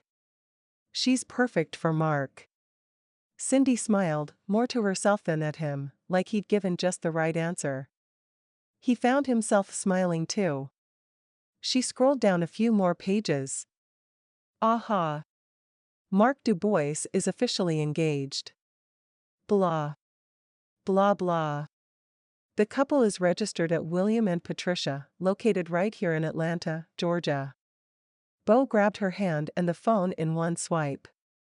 Let's go. He pulled her out of her chair. She used her free hand to grab her purse and the little pink bag. Now. Right now. He picked up his cup and took a long pull. Yuck. The smoothie had disintegrated into water with foam on top. Right after we stop at the Varsity for a burger. That was not food. He chucked the cup into an open trash bin. Cindy laughed. I didn't think burgers and fries were on hot guys' diets. Don't you have a movie to prep for? You think I'm hot? He bobbed his head. He actually liked working out, liked putting on bulk for the Christian Brockmore role. Every woman in America thinks you're hot. She avoided the question and tucked her hair behind her ear. Beau pushed open the doors. The Atlanta heat sucked at his skin. Including you? He opened his car door for her. She smiled shyly and ducked into the car. Feeling taller, he went around the car and climbed behind the wheel. Chapter 7. William and Patricia was a furniture store.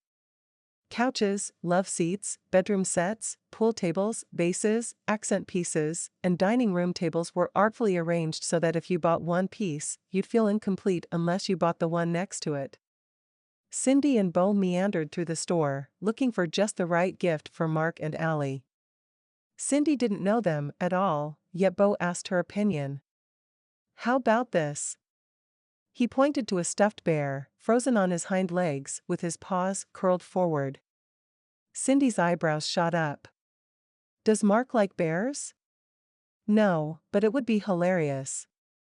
He went behind the bear, placing his hands on top of the paws. Growling, he nudged the grizzly forward, leaning into Cindy. Ah. She used both hands to steady the monstrosity. Beau growled again. Laughing, Cindy pushed the bear back until it stood upright. No? Beau asked. No, she shook her head. Their eyes met and Cindy giggled. You are a big OL goof. He shrugged, and they went deeper into the forest of fabrics and textures. On their right was a beautiful bedroom set with a four-poster bed and a chesler, a dresser/chest with funky handles on the drawers. Off to the side was a matching mirror. Running her hand over the ornate frame, Cindy said, "Mirror, mirror on the wall." She caught Beau's gaze in the reflection. "Who's the handsomest man of all?" Beau wiggled his eyebrows as he came to stand next to her. She laughed. Partly because Beau's neck was turning red, and partly because there was no Drusilla or Patricia or Natalie in sight, and she was shopping with Beau Mckay. He'd been fishing for compliments, and she enjoyed being reeled in by his charms. "What did the mirror tell you?" He pulled her to his side and her hand landed on his chest to steady herself. Except touching him and having him close did everything but steady her. She was all sorts of unsteady and weak-kneed. It said. She took in a deep, lusty breath and whispered in his ear, "Robert Downey Jr." Beau tickled her ribs, holding her tight enough that she couldn't escape and loose enough that she didn't want him to let go. Laughing, she twisted to no avail. Beau locked his arms around her, and she quit trying to get away. Why bother when she liked where she was so very much? "So you're a rebel without a cuz type?" He quirked an eyebrow. "More like a genius, playboy, billionaire, philanthropist type." His hands went up and down her back, changing the tone from light and playful to honest with a hint of vulnerability. Like vanilla flavoring in soda, that vulnerability was delicious and suckered her right into wanting more. Beau tucked a strand of hair behind her ear. The furniture faded away, and somehow all she could see was Beau. Tall order. Cute geniuses are hard to come by these days. Hesitantly, Cindy traced her finger over the cleft in his chin. His 2-day stubble was rough against her skin. Wondering how it would feel against her cheek, her eyes fell to his lips. Beau leaned in and pressed a kiss just under her ear, sending delicious waves of heat coursing across her skin. "You're not looking hard enough." "Maybe not." She lifted her chin ever so slightly, inviting him to kiss her. She expected him to smile that cocky half-smile of his that brings in millions of single ladies' dollars, but he didn't. He traced her cheek with his fingertips, his gaze much too intense to think this was one of his jokes. And when his lips found hers, they were achingly soft. A barely there brush that left her dazed and dreaming of more. She gripped the front of his shirt in her fists. "Cindy." He whispered her name as if it were the only name he'd ever uttered.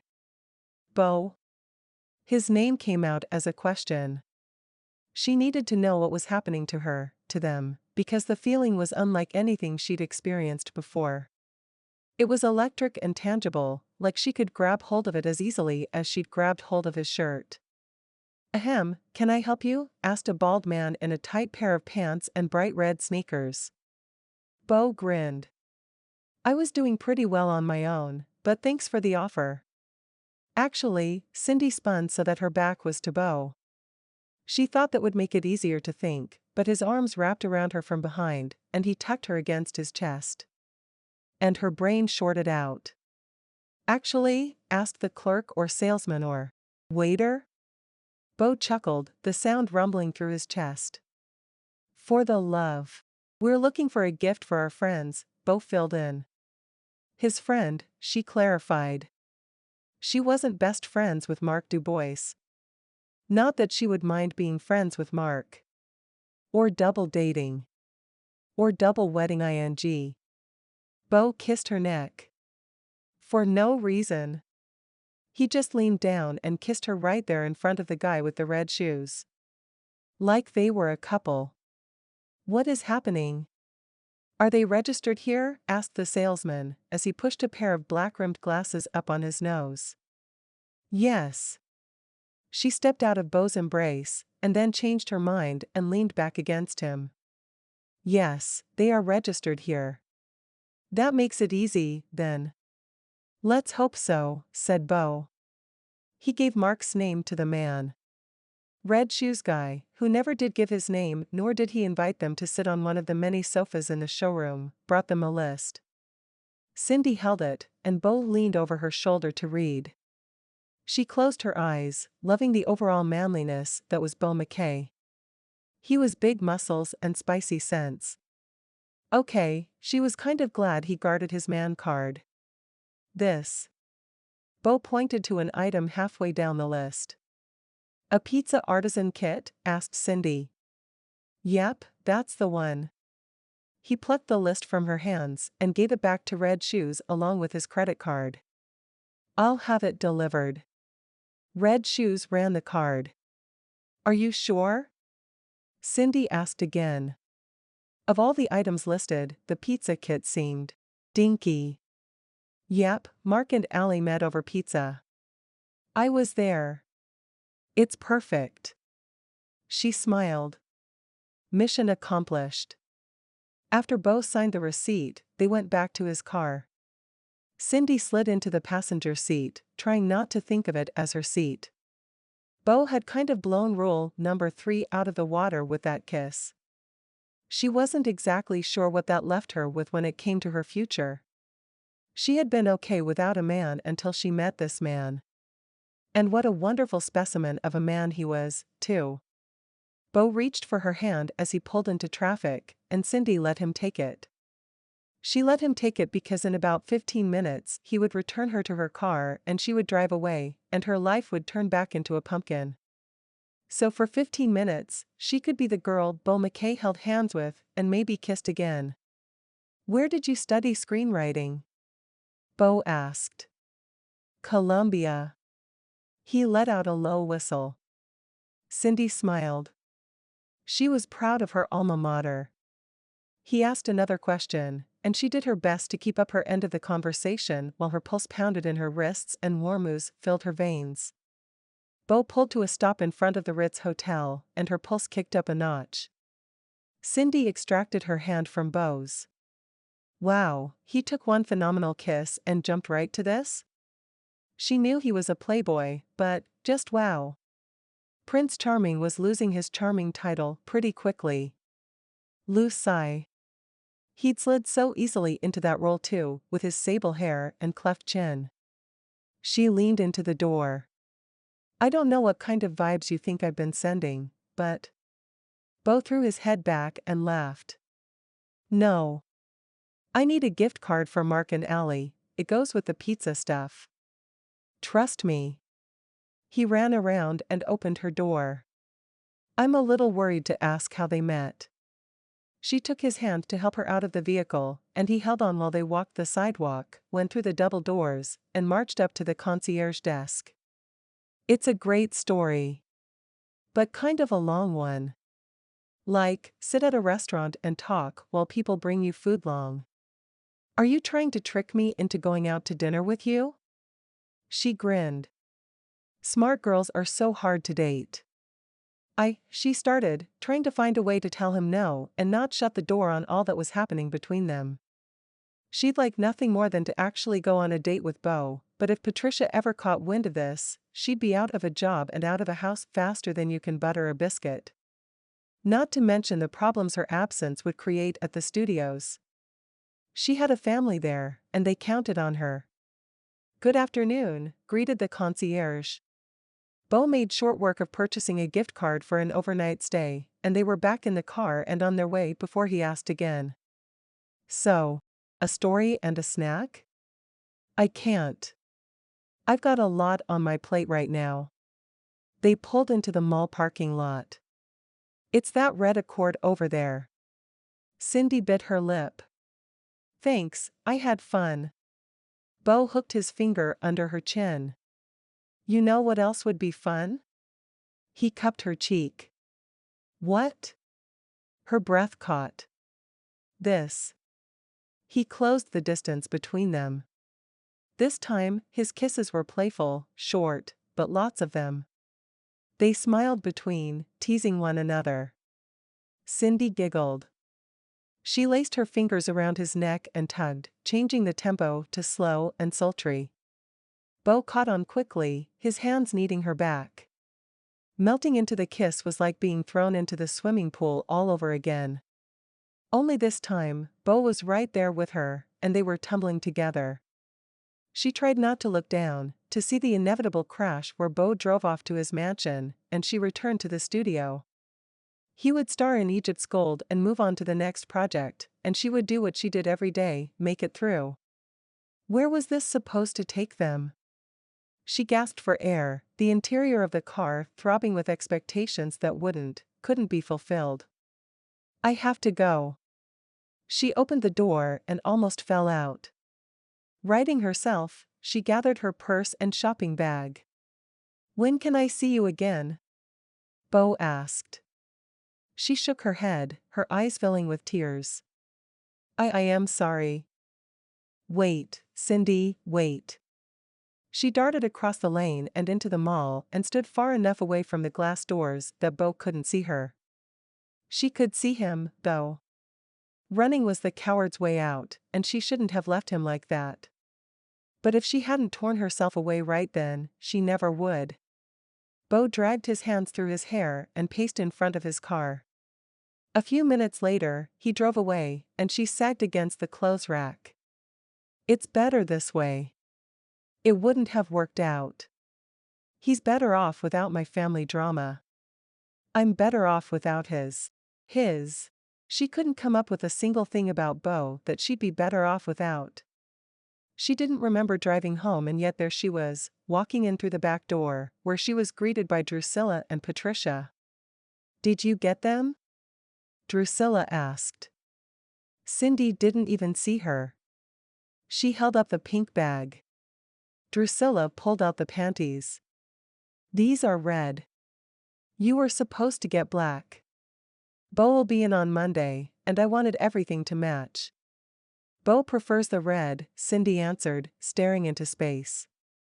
Drusilla's eyes narrowed. How do you know that?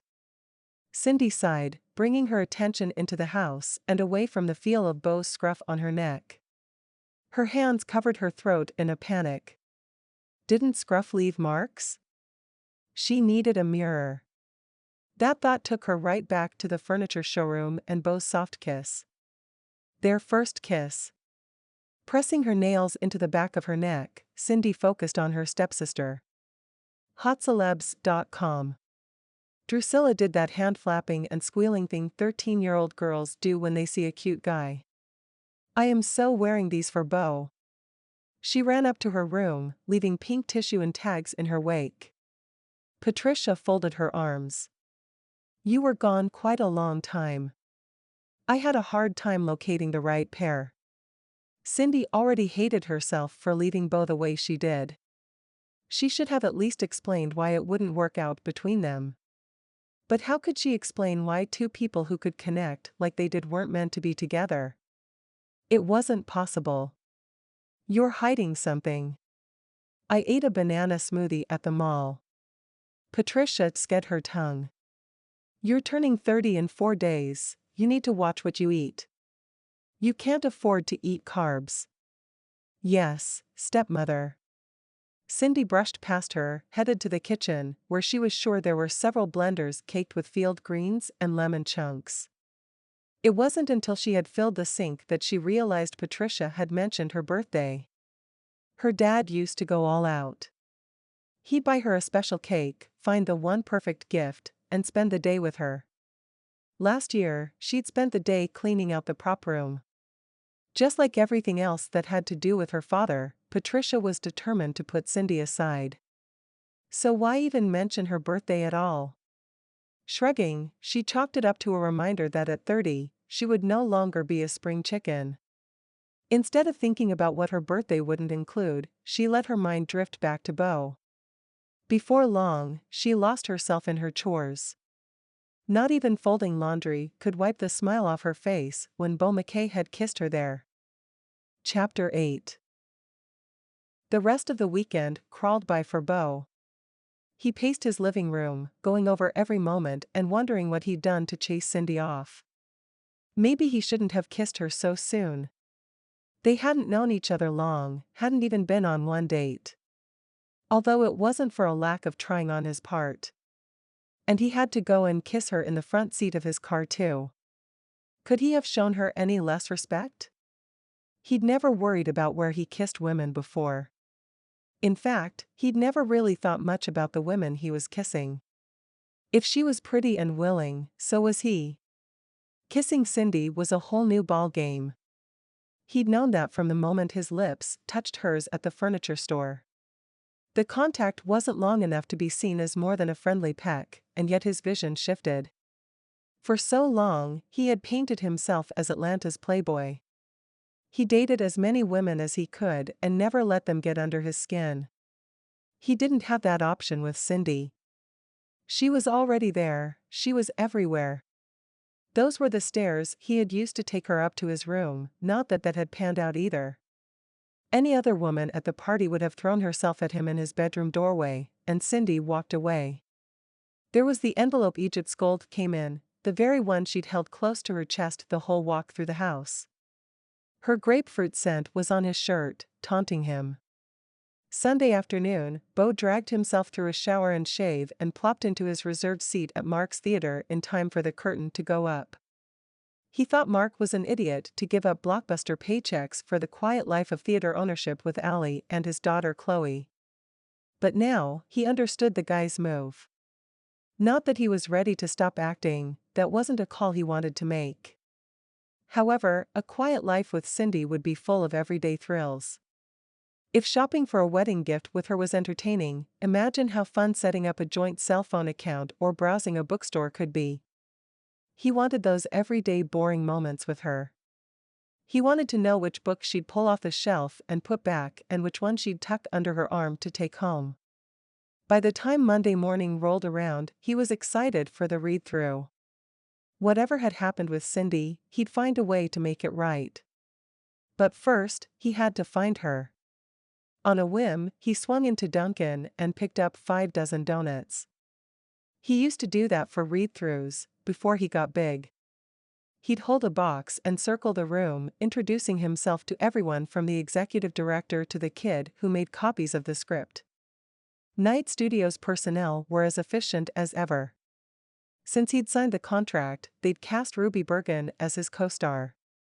They'd never worked together before, but he'd seen her films and respected her craft. With her shoulder-length blonde hair, brown soulful eyes, thin frame and adventurous air, she was a good fit for the role. Beau made the rounds in the lobby, working to remember names, before handing the donuts off to the grandmotherly woman at the receptionist desk. "There is a banana strawberry donut in this box. Will you make sure it gets to Cindy?" He'd wanted to get her a smoothie as a joking reminder of their time together, but settled for the pastry. A pastry was less threatening than a smoothie anyway. He mentally smacked himself for overthinking the situation. Be cool. The woman did a double take and then pulled her shoulders up to her ears as she whispered, "I'll see to it, Mr. Mckay." "Thanks." He made his way to the conference room, where one long table took up the far end of the room and 3 rows of chairs filled the rest of the space. A name tag told him he'd be at the table next to Ruby. People stood in small groups or on their own, perusing a copy of the script. There were copies on every seat. The donut boxes were brought in, along with napkins, cups, coffee, and tea. He mingled, checking the door every few seconds for Cindy. She would be here. A woman didn't crash a party to deliver a script and then not come to the reading. Everyone, Patricia Knight, called the room to attention. Her thin skin flapped as she waved her arms. "If you'll settle down, we'll get started." Beau pulled out Ruby's chair before taking his own. "Drusilla will be walking us through the script today." Patricia motioned for her daughter to stand before the group. She rose majestically, winking at Beau before taking her spot off to the side of the table. She remained standing. "Please turn to page 25. Bobby, will you set the scene?" Bobby put his glasses on top of his head. "We're in a hotel room and there's a lot of tension between our leads because they were almost killed in a street fight and Benjamin finds out she's lied to him about having the map. Besides the anger, there needs to be a sense of sexual tension as well." Beau's hands grew moist. He absently rubbed his palms against his pants. The kisses he'd shared with Cindy had been the most passionate, the most loving, of any kiss in his life. After experiencing the real thing, he didn't know if he could fake it with someone else. For some reason, the confident playboy attitude had left him like a butterfly flitting through an open window. Lifting the manuscript up so he could see it better, he waited for a nod from Drusilla before jumping in. "You're crazy if you think I'm going to chase after you. A pyramid is no playground, sweetheart." Ruby gestured as she spoke her line. "I know the treasure's there. I've seen the map." He lifted one eyebrow. "A map that mysteriously disappeared with your fiancé." She glared at him. He leaned back in his chair, sinking into Benjamin's confidence, letting it hold him up. "What's in it for me?" Beau double-checked his line. He'd asked Cindy the same question. His head jerked up in surprise, and he caught her slipping in through the open door. Dropping his gaze, he struggled to find his place. Bobby held up his hand and Ruby broke off. "Maybe a little more pleading. He's the only one you know who could accomplish this." Bobby's voice became background noise to thoughts of Cindy. She put her hands behind her back and tried to be invisible, shrinking into herself. There was only one problem with her attempts: she called to him. She didn't mean to do it, he was pretty sure of that. And yet the moment she stepped into the room, he was hyper-aware of her movements, her attempt at going unnoticed, and the small glances she stole his way. He missed his next cue. Ruby nudged him with her foot. "I'm sorry." He leaned into the pages, searching for his line. Patricia stood up from her seat on the front row and turned to face the group. Beau knew the second she saw Cindy because Cindy's back went straight, and her eyes went to the floor. "That was wonderful, Beau and Ruby. Let's turn to page 75. Her voice had an edge Beau didn't like. He found the designated spot and squirmed in his seat. The kiss. An intense dislike for Patricia Knight built in his gut. Beau didn't want to kiss Ruby today, he didn't want to kiss anyone. Except Cindy. Cindy he wanted to kiss a whole lot, every day, for the rest of his life. But this was his job. Stage kisses meant nothing to actors. And that's exactly what Ruby meant to him, no offense to her. 2 weeks ago he would have loved to add Ruby Bergen to his list of women conquered. She was the quintessential California girl with her long tan legs and blonde hair, but she didn't light his fire. Not like Cindy did.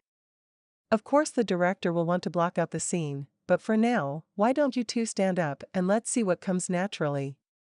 Patricia smiled and nodded as if her idea was brilliant. The director set the scene, describing where they were, their motivation, and the feeling he wanted. Beau watched as a small smile played at Cindy's lips, indicating the director had gotten her vision correct. "Y'all are in the tomb, torchlight glowing, you're exhausted after your run-in with Bartlett, and y'all are settling in for the night after just having escaped the caravan." Beau closed his eyes, building the pyramid walls around them and filling the floor with sand. He ran his hand down his cheek and imagined dust on his skin.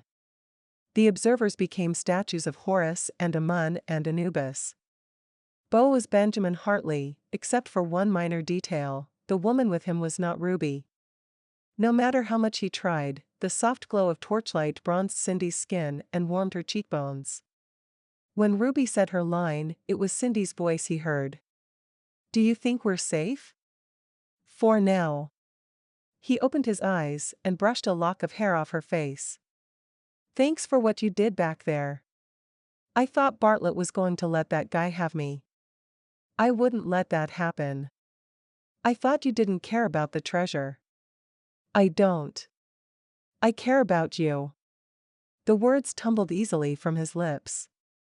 He didn't have to wish he was saying them to Cindy, because she was there and so was he. He leaned in and kissed Ruby slowly, just the way the cameras loved, the whole time thinking of Cindy's lips, of her laughter, and the way she fit against him. The room erupted in applause. Beau jerked away as he realized the woman in his arms felt wrong, out of place.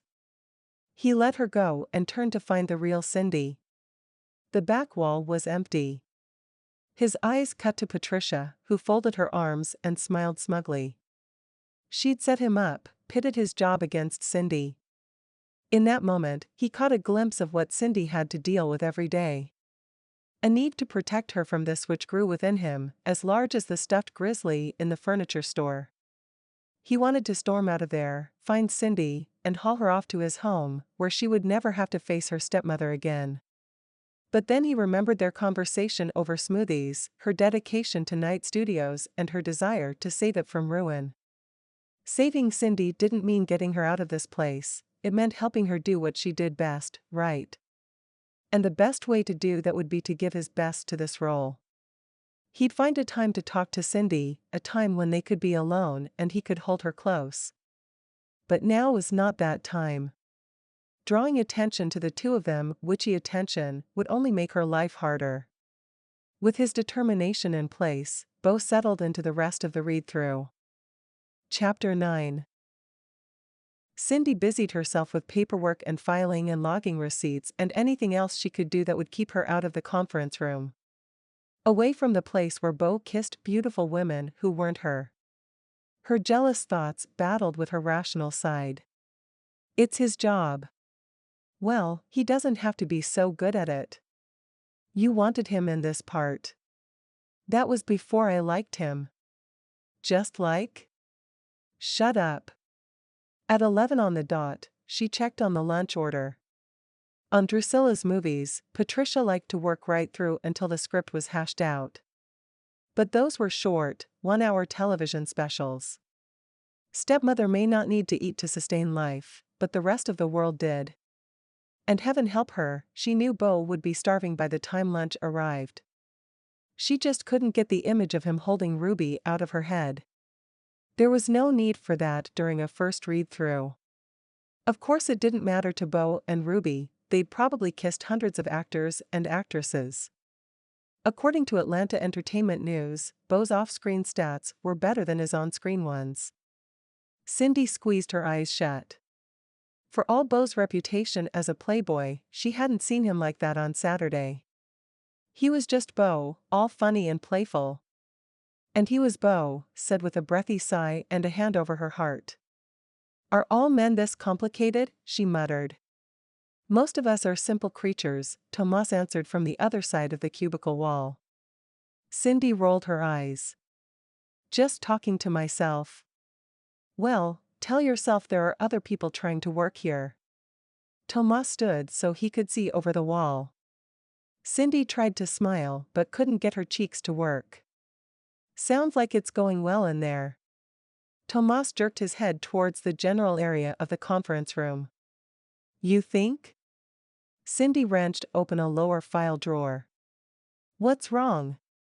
Tomas disappeared for a moment and reappeared in her cubicle entrance. Nothing. Cindy slammed the drawer shut. She loved Tomas like the uncle she'd never had, but she wanted to be alone. Everything is just as it should be. She'd gotten exactly what she knew was coming. Beau went back to his movie star life, and she was back to getting by.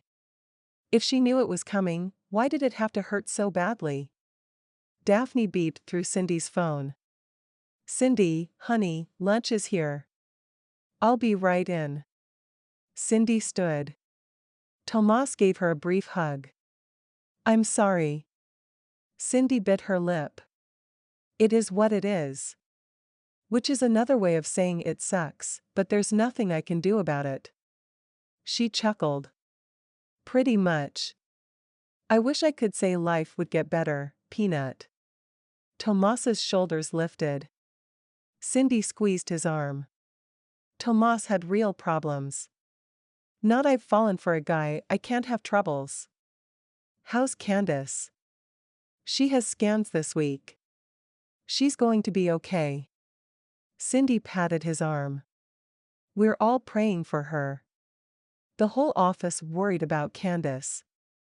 Thanks. He lifted his chin. It is what it is. Cindy nodded, her perspective shifting. Tomas's sister was fighting for her life and Tomas carried that weight and he was worried about Cindy's heart.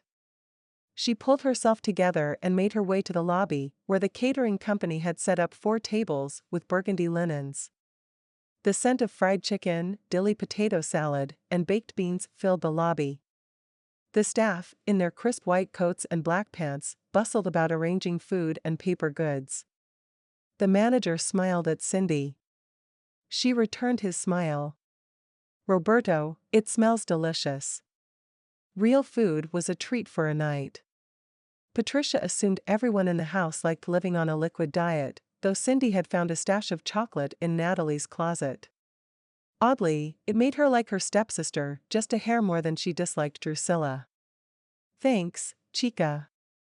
I need a signature for the credit card." "Sure." Cindy did not want to go back in the conference room where Beau looked at Ruby like she was his heart's desire. But Patricia was the only one authorized to sign for expenses. "I'll just take this." She trailed off, not really knowing what to say or think or feel. "Cindy, what's all this?" Thankfully Patricia appeared right at that moment. Her dark eyes skipped about the room, taking in the beautiful display of actual food. "It's lunch for the cast and crew." Cindy smiled, grateful she didn't have to go back into that horrible place.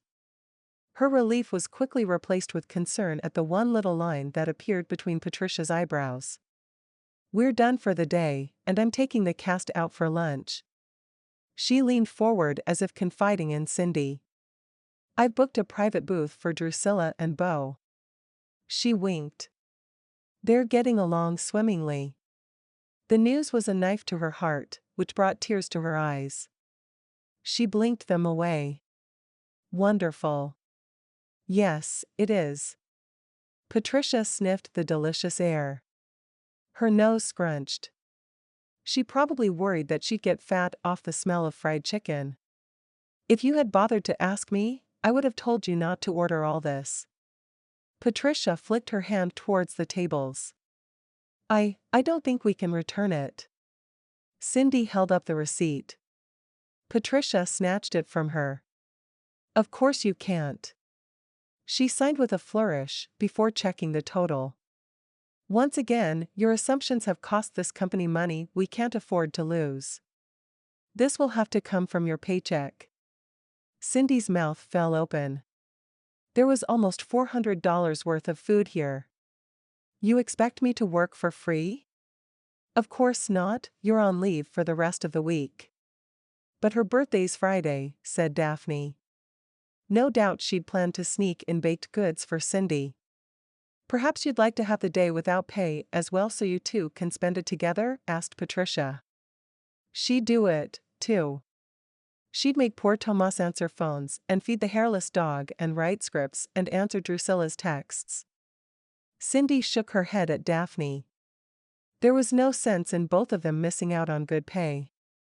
Cindy lived at home and could get by, but Daphne was helping her son through college. Daphne ducked her chin. "No, ma'am." Patricia stared until Daphne sank into her seat. "Very well." She flipped on Cindy, her favorite target. "I expect your office clean and tidy for your absence, and I will see you at home." Biting her tongue, like she had so many times when her father dated Patricia, Cindy nodded and hurried down the hall to hide in her cubicle. Beau wasn't kissing Ruby in her cubicle. And he wouldn't be kissing her in Cindy's house, which was another reason she should probably stay home. And, if she was far away from the studio, she wouldn't have to witness Drusilla hanging on Beau's arm. It had been difficult enough to see him with Ruby, and she liked Ruby. She couldn't imagine the fury Drusilla would bring about. On her desk, she found a strawberry banana donut and a sticky note that read, "From Beau." Groaning, she dropped her head to her desk. The guy sure knew how to make leaving difficult. She'd reconsider and pitch a Drusilla-worthy fit to stay if she thought it would do anyone any good. But maintaining Night Studio's reputation as a professional environment was much more important than creating drama over being part of this production. And despite the embarrassment of being dressed down in front of her coworkers and friends, Cindy wanted to keep the peace with her stepmother. She may not love Cindy like a daughter, but she did feel responsible for her. She could have thrust Cindy out of the house and out of the studios long ago, and yet she continually found a place for her. There wasn't a lot of love between them, but there was this connection of having both loved Robert Knight. When he passed on, stepmother took care of everything, allowing Cindy a chance to grieve deeply, and Cindy wouldn't forget that kindness in her darkest hours. Chapter 10. Beau suffered through 2 days without seeing Cindy. He wanted to tell her he had been thinking of her during that stage kiss. That it meant nothing to him. That she did mean something to him. That he could care less if he ever kissed another woman again. On top of the constant rise of hope that he would see Cindy and dash of disappointment when she didn't appear, he suffered while at Night Studios. He had to endure Drusilla's constant fawning. She wanted every detail of his career recounted and asked embarrassing questions about his past marriages. Those relationships had happened in another lifetime and to another person, or so it seemed. He had the memories, but it was as though the spotlight that had shone so brightly on those decisions had gone out, and a new light flipped on. The memories were there, backstage shadows, but they didn't define him, or better yet, he didn't define himself by them anymore. On Thursday afternoon, he ducked into the men's room, avoiding Patricia, who liked to keep them all bunched together like sheep in the conference room. He counted to 20 and then poked his head out of the door. The hallway was clear, so he quickly made his way back to the receptionist who had delivered the donut to Cindy. "Hello, Mr. Mckay," she said. The many lines in her face lifted with her smile. "Hi, I'm looking for Cindy." He floundered for a plausible reason. "I had a question about her script." The woman positively puffed with pride at his calling it Cindy's script. "She's not in the office today." A short man stepped forward. "I'm covering for her today. Can I help you with something?" Beau dug his hands into his hair. "Not unless you can get me back in her good graces. I seem to have royally screwed everything up." The two exchanged a look which seemed to say, "We've been talking about you." "What?" he asked. "Tell him, Tomas," prompted Daphne. "Daphne, he doesn't deserve her," argued Tomas. "Did you see the way she looked at him?" Tomas's head wagged back and forth as if weighing his options. "Fine." Daphne grinned. "She's been banished from the office for the week." "Banished?" Beau asked. "Stop being so dramatic, Tomas." Daphne swatted his arm. "I'm a writer, it's in my nature." She rolled her eyes at him. "Her birthday's tomorrow. Her favorite cake is the triple-layered chocolate hazelnut cake from Cakes by Design on 7th. You want me to buy her a cake?" Beau wrinkled his nose. "Isn't that sort of a girly thing to do?" Tomas shook his head. "You really don't deserve her." Beau put up his palms. "No. I'll do it, I just..." After a few clicks on her keyboard, Daphne said, "Here. I have the bakery's information." Daphne rattled off the phone number for the bakery. Beau hurriedly put it in his phone. "It's all good." He grinned. "If a cake will win her over, then a cake she shall have." "Wait, will she be here? How do I get it to her?" His phone beeped a text. He glanced down to read an address from an unknown number. Daphne whistled and looked anywhere but at him. Tomas's face pinched. Beau laughed. This was going to be beautiful. He'd have the cake delivered tomorrow while her family was away. Maybe he'd find an excuse to be out tomorrow and stop by. What was he talking about, maybe? "Beau. There you are." Drusilla slathered herself against him. He tucked his phone into his back pocket, scrambling for an excuse to be up here when he should have been back there running lines. Tomas was quick. "I'll bring your lemon tea right in." "Lemon tea?" asked Drusilla. Daphne patted her throat. "For my voice," Beau replied. "You poor thing." She pet his arm like it was a cat. "Hurry up, Tomas." He spun away from the desk like he couldn't wait to be gone. Beau knew the feeling. Drusilla had that effect on men. My family's going to dinner and then to a club later. Would you like to join us? Asked Drusilla, her fake lashes fluttering like hummingbird wings. Her family? Cindy was family, wasn't she? Maybe she was only banished from the office. Surely they wouldn't exclude her from a family gathering. A club would be the perfect place to pull her aside and pronounce his desire to never let her out of his sight again. Sure. Drusilla clapped her hands together. Wonderful. We're going to have such a good time. Deep in his gut, Beau had a bad feeling about going. He pushed it aside. Any chance to see Cindy was a chance he had to take. She'd gone to great lengths to find him, and the more he thought about it, the more credit he gave her for being brave. He could at least be that much of a man for her and brave her stepfamily for a chance to be with her. They got back to work, Drusilla fluttering at him across the table.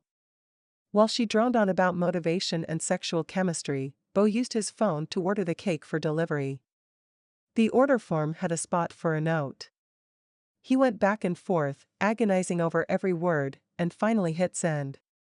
With that taken care of, he focused on learning his lines so he could do his best on this film, because Cindy deserved that and so much more.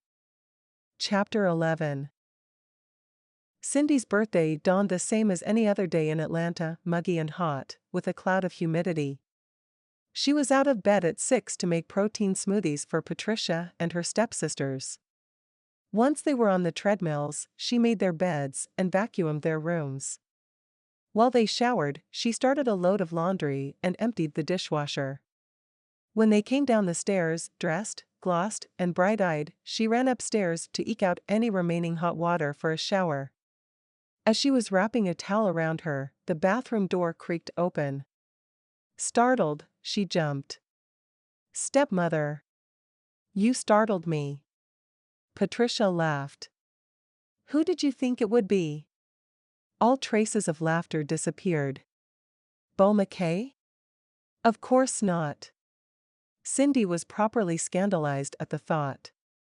Beau may be a player, but she wasn't that kind of a girl. Besides their first encounter, he'd been nothing but a gentleman, his hands staying in all the proper places when they kissed. "That's good to hear. I wouldn't want you getting your hopes up." The steam sucked out the open door, and a draft chilled Cindy's exposed shoulders. She shivered and tucked her towel tighter around her chest. "Why do you say that?"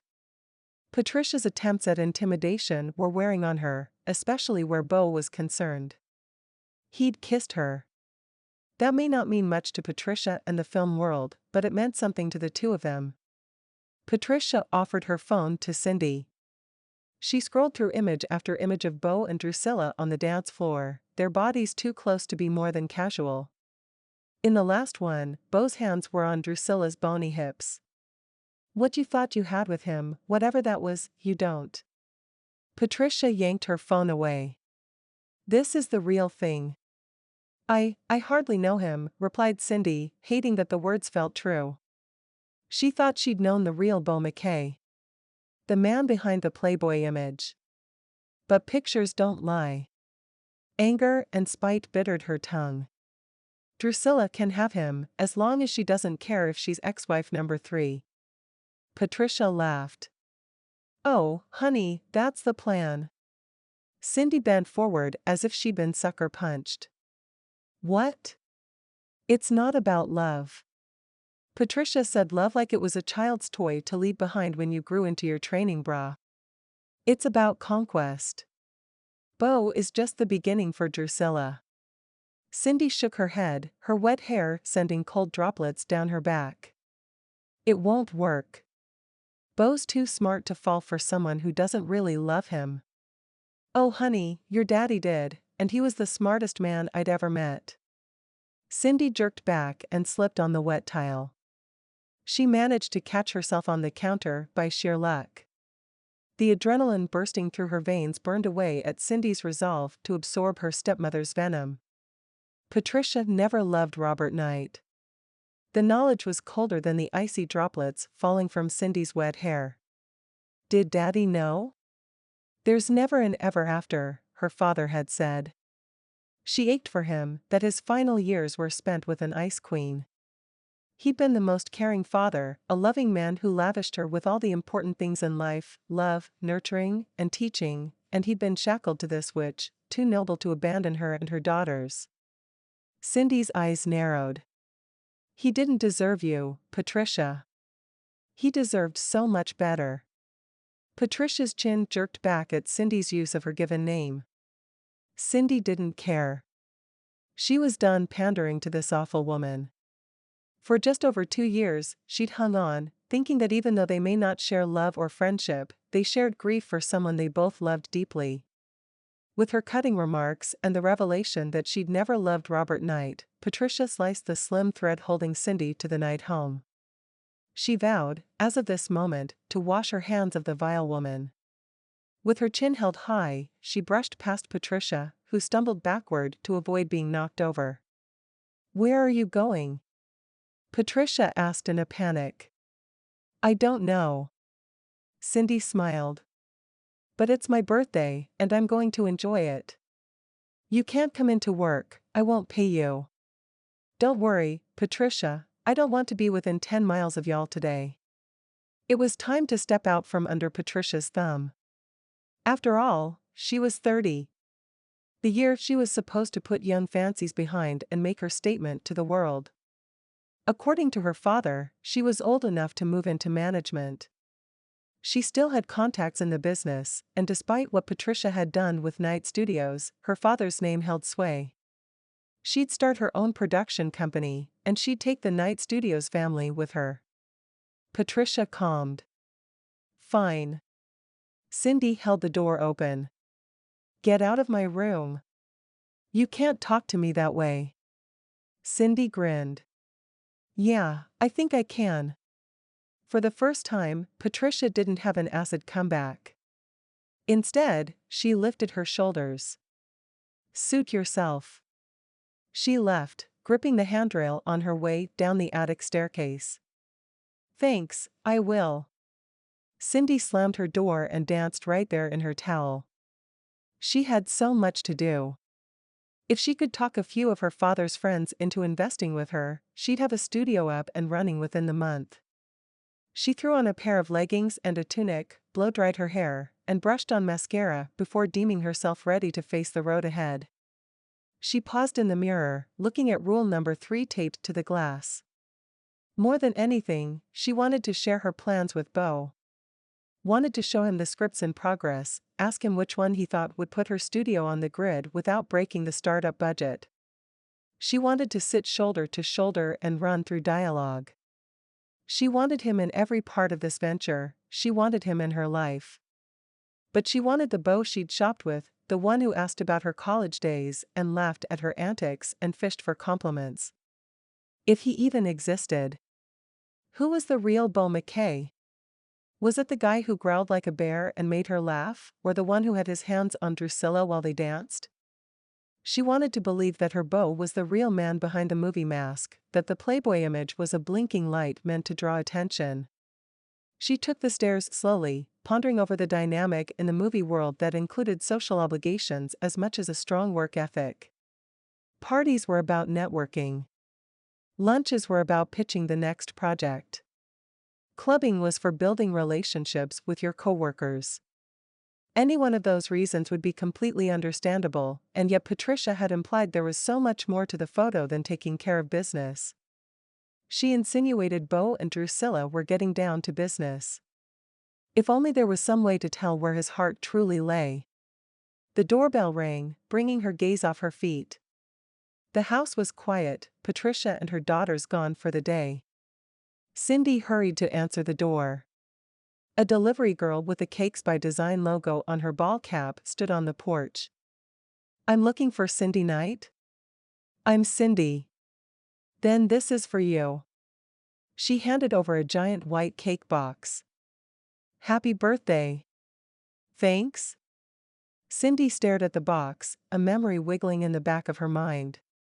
The smell of chocolate, hazelnuts, and sugar wafted up from the container, taking her back to every birthday she celebrated with her daddy. She shook her head and smiled.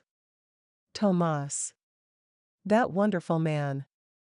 She flipped open the card. Happy birthday, princess. Princess? Maybe the person taking the order thought he said princess. Tomas called her Peanut, just like Daddy had. You've lived 30 years on your own. I'd sure like to spend the next 30 convincing you we belong together. Love, Beau. She flipped the card over and looked at the back as if the words, just kidding, would be there to explain why Beau was sending her a wonderful birthday card and a cake. Eyeing the box, she wasn't sure if she wanted to know. There was no way he sent her a triple-layer chocolate hazelnut cake. He could not have picked that cake, her cake. She ripped off the seal and flipped up the top. Overwhelmed with the delectable goodness, she leaned over and inhaled the smell. Beau was amazing. She clutched the card to her chest as the pictures of Beau dancing with Drusilla flashed through her head. Her plan for her birthday had been to visit some of her dad's old friends and lay the groundwork for her new studio. However, if she looked in her heart, what she really wanted for her birthday was Beau. Warmth and peace flooded her soul like fairy dust pouring from a magic wand. Praying she could trust the feeling, she headed for her car. She told Patricia she wouldn't go to night studios today, but she didn't owe Patricia a thing. If she wanted to walk through the doors to the company her father built, then she was going to do just that. Chapter 12. Beau paced the bathroom tiles. Drusilla had suctioned herself to his arm and leg and middle all morning long in an odd monkey possessiveness. The men's room was the only place he could breathe without her in his oxygen. The trip to the club had been a joke. Cindy never appeared, and when he'd asked about her, Patricia dismissed his inquiry with a "we didn't invite employees." An employee? Her stepdaughter. He'd coughed. I should probably head out. I have an early gym appointment. Drusilla pouted. I was hoping we could dance, just once. I really don't. Patricia had put her hand on his arm and spoke so only he could hear. She's just been dumped and it shook her. Dancing with you would bolster her self-confidence. Please. She's my daughter. Beau bit his cheek.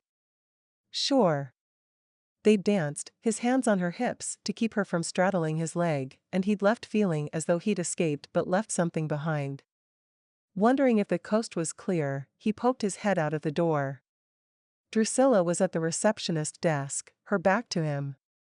Daphne caught his eye as he pressed his finger to his lips. Here's your latte. Daphne tipped the cup and splashed the caramel liquid down Drusilla's skin-tight dress, making the whole thing look like an accident. You wretch.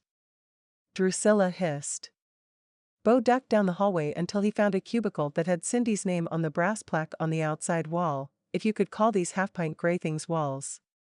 Cindy may not have been there in person, but this space felt like her. It smelled like her too, a hint of citrus.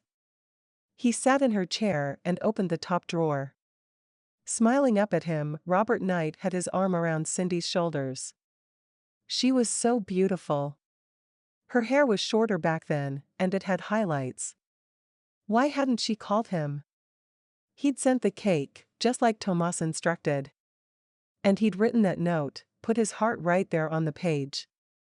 As I told you, Mr. Hall, Patricia's voice floated out the open office door. Beau ducked. He hadn't noticed anyone in the office when he walked in, but his mind was on Cindy, always Cindy. Patricia continued, Cindy doesn't have any interest in night studios. I've kept an office for her, hoping she'd want something of the company her father built. She sniffed. But she washed her hands of it the day he died. Beau's fingernails bit into his palms. Tomas came into the cubicle and pulled up short. What? Beau cut him off with a quick slash of his hand. He pointed to the open office. Tomas ducked below the short walls. If that's true, replied a deep voice, then at noon, everything in the trust will transfer to you. Tomas grabbed the front of Beau's shirt and got right in his face. Go get her, now. I'll make sure the lawyer doesn't leave. Beau nodded. He snuck around the corner and headed for the front door. His exit wasn't unnoticed. Beau. Drusilla stepped out in front of him. She had changed into a purple dress.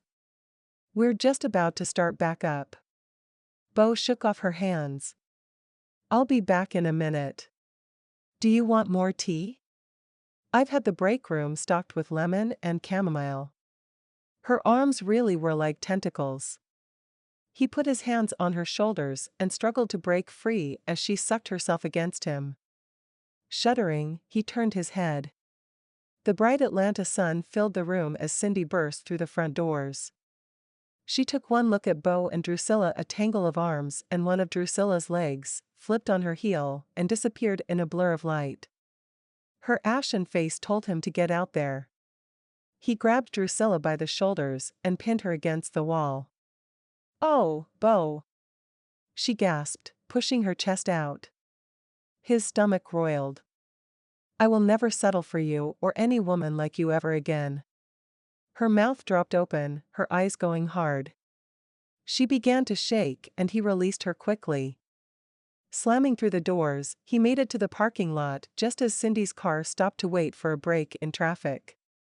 He sprinted across the lot, throwing himself on the back window like his stuntman. His leg hit the trunk with a loud bam.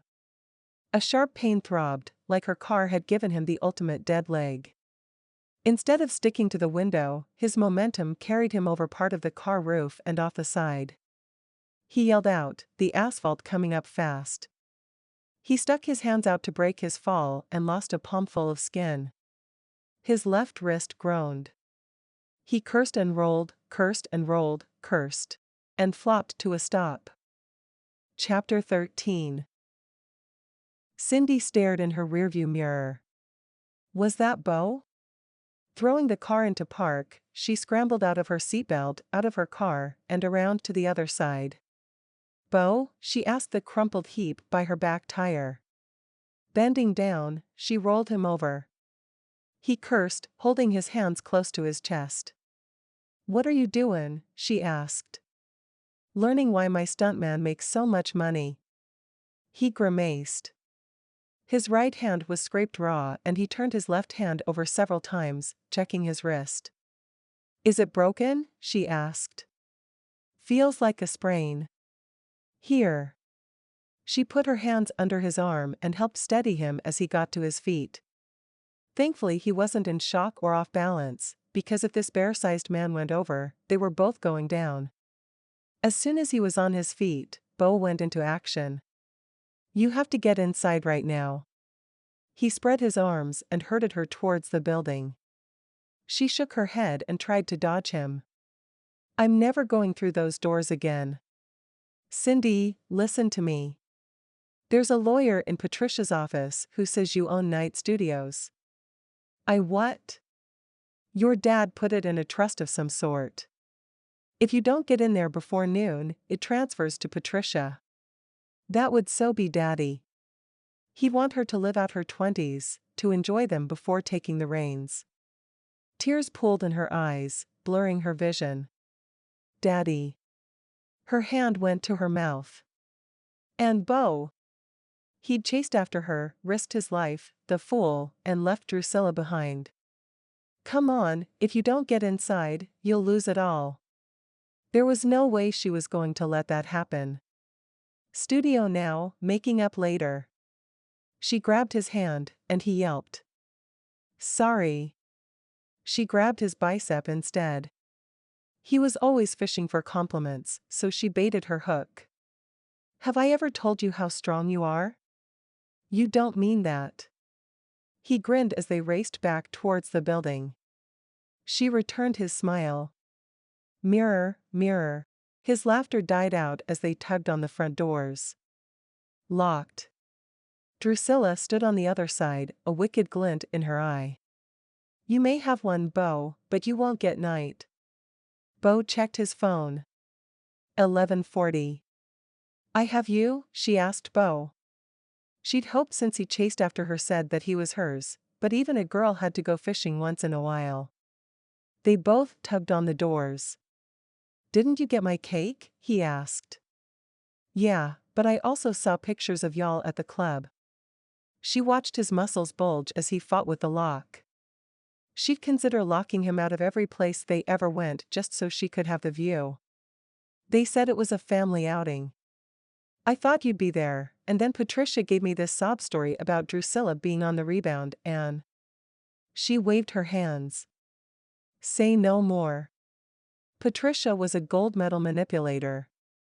He stopped pulling on the door and placed his hands on his hips. You were jealous. She bit her lip. You were. He grabbed her up in his arms and planted a kiss right on her unsuspecting lips. Cindy melted into him, her feet dangling above the ground. Drusilla banged on the glass in frustration. Cindy and Beau grinned with their foreheads together. Beau brushed his fingers down her cheek. I'm sorry you're going to lose Night Studios. I know how much it means to you. Cindy winked. I'm not going to lose the company. She tipped her head towards the door. Can you keep Dragon Lady busy? I think so. She kissed him quickly. Thanks. And don't worry. I'm not giving up without a fight. He growled. You're so hot right now. She laughed before running back to her car and peeling out of the parking lot. The delivery entrance could be accessed by a small alley on the other side of the building. If she hurried, she'd make it just in time. Beau turned to the glass. Drawing upon his training, he pouted out his lip and struck a humble pose. Kay, she's gone now. Can I come back in? Drusilla put her hands on her hips. I don't think so. In fact, we're canceling this project. Beau rattled the doors. Locked tight. Drusilla jumped back like she'd been shocked. Beau pulled out his phone and snapped a picture of her through the glass. What are you doing? She demanded. His fingers flew as he manipulated the photo. I'm posting this to Insta. He flipped the phone around so she could see her image with the words social piranha underneath. I have 1.6 million followers. No. She screamed and unlocked the door. Beau caught sight of Cindy creeping in through the back door. He held the phone above his head in an effort to keep her attention on him. I'm pressing send. Drusilla went nuts. Chapter 14. Cindy cringed as Drusilla went into full drama mode. She hadn't had a tantrum this big since the hairstylist cut off 3 inches of her sable locks. That was a good day. If she could get down the hallway without Drusilla stopping her, today would be a good day, too. To think, all this time Patricia had been scheming to steal the company right out from under her. And all the while Cindy was making lattes and esthetician appointments, cleaning floors and buying underwear for the woman and her horrible daughters. The thought made her burn with anger. Trusting that Beau could handle one crazy woman, after all, he was Beau Mckay the movie star, he had experience with crazy fans, she headed for Patricia's office. Tomas poked his head out of the cubicle and waved her on. For the first time in 2 years, the door was shut. That didn't stop her though. This was her office, and she wanted in. Grabbing the handle, she pushed and slammed her hip into the locked door. Cindy rubbed the bone. Do you have a key? She asked Tomas. No. But I have an idea. He went into his cubicle and pressed the button for Patricia's speaker phone. Tomas, Cindy whispered. She is going to be so mad at you. If Drusilla could throw a tantrum, then Patricia could pitch a fit. He smiled. You're worth it, Peanut. Mrs. Knight? Tomas hit speaker so Cindy could hear too. I told you not to disturb me, Patricia griped. Yes ma'am, but I thought your guest would like to know his car is being towed. My car? A man gasped. A second later, the door swung open and a man Cindy vaguely recognized from her father's funeral appeared. She almost remembered talking to him at the house afterward. Not talking, dismissing him. She'd been in a haze of grief and couldn't bring herself to make polite conversation, preferring to stare at nothing and remain numb for as long as possible. Hall. His name was Hall. Excuse me. He tried to push past Cindy, but she sidestepped so they collided. Your car is fine, sir. Tomas blocked the other side of the hallway. Cindy touched his arm. I'm sorry to trick you, Mr. Hall, but Patricia has blocked contact between us for the last 2 years. Her heart pounded so loudly she wondered if she'd hear his response. Cindy? He leaned closer and squinted. Excitement trilled through her veins. I would very much like to take ownership of Night Studios, Mr. Hall. What do you mean, blocked contact? He folded his arms. I mean, I didn't know about the trust or anything until just a few minutes ago. I'm confused. He looked over his shoulder at Patricia standing just inside her office door, hovering like a snake about to strike. I was led to believe that you walked away from your father's company and were estranged from your stepmother. And you wouldn't even speak to me after the funeral. Cindy held up a finger. She stepped to her desk and pulled open the top drawer. This was taken a week before Daddy passed at a release party. I've kept it in my desk so I can look at it every day while I work here. She pointed to the swivel chair. We can turn on the computer and I'll show you documents I created less than a week ago. Mr. Hall contemplated the image. And I can assure you, said Beau, as he joined the group. Cindy stared at the rip in his shirt and the claw marks on his neck. Despite his rough appearance, he was all swagger and confidence. She's been actively working for the company as a scriptwriter. He put his arm around her shoulders. And she's excellent at what she does. Cindy glowed. In all their conversations, he'd never told her if he liked the script. She kind of assumed he did, but having an actor at Beau's level praise her work was empowering. Patricia pounced. Don't believe a word they say, Hall. They threatened to do this unless I gave Cindy a lump sum of money. She's playing you for a fool. Hall's head swung back and forth like a lone cameraman on a reality television show. Drusilla ran down the hallway, holding a phone. She threw it at Beau, who stepped in front of Cindy and snatched it out of the air. I deleted your post. She stuck her tongue out at him. Go ahead and marry her. She's just a bug mother's going to squish, and then I'll be the big star. Cindy glanced at Patricia before speaking to Mr. Hall again. I'm sorry I didn't respond to you after the funeral. I had just lost my family. My father meant the world to me, and legal issues were the farthest thing from my mind. Her voice caught. You see how emotional she is. She is in no shape to run a company, said Patricia. Mr. Hall waved her off and motioned for Cindy to continue. Since then, I've realized that I do have a family. She looked at Tomas and Daphne, who had joined the group. And Billy from accounting and Sarah from casting and the dozen other people who had stayed through night's darkest hours and gathered to hear the outcome of this true reality show. Behind them were the actors and actresses, directors and producers for Egypt's Gold. This place is full of people who care about me and whom I love very much. Beau nudged her. Does that include me? She nudged him back and winked. They'd get to the fishing later. I've done all I can to keep this family together, and I would love nothing more than to assume the responsibility of running this company. Mr. Hall put his glasses back on. You want the trust? If you want it to transfer to you, I need to hear the words. Cindy took a deep breath. I want the trust. He smiled. It's yours.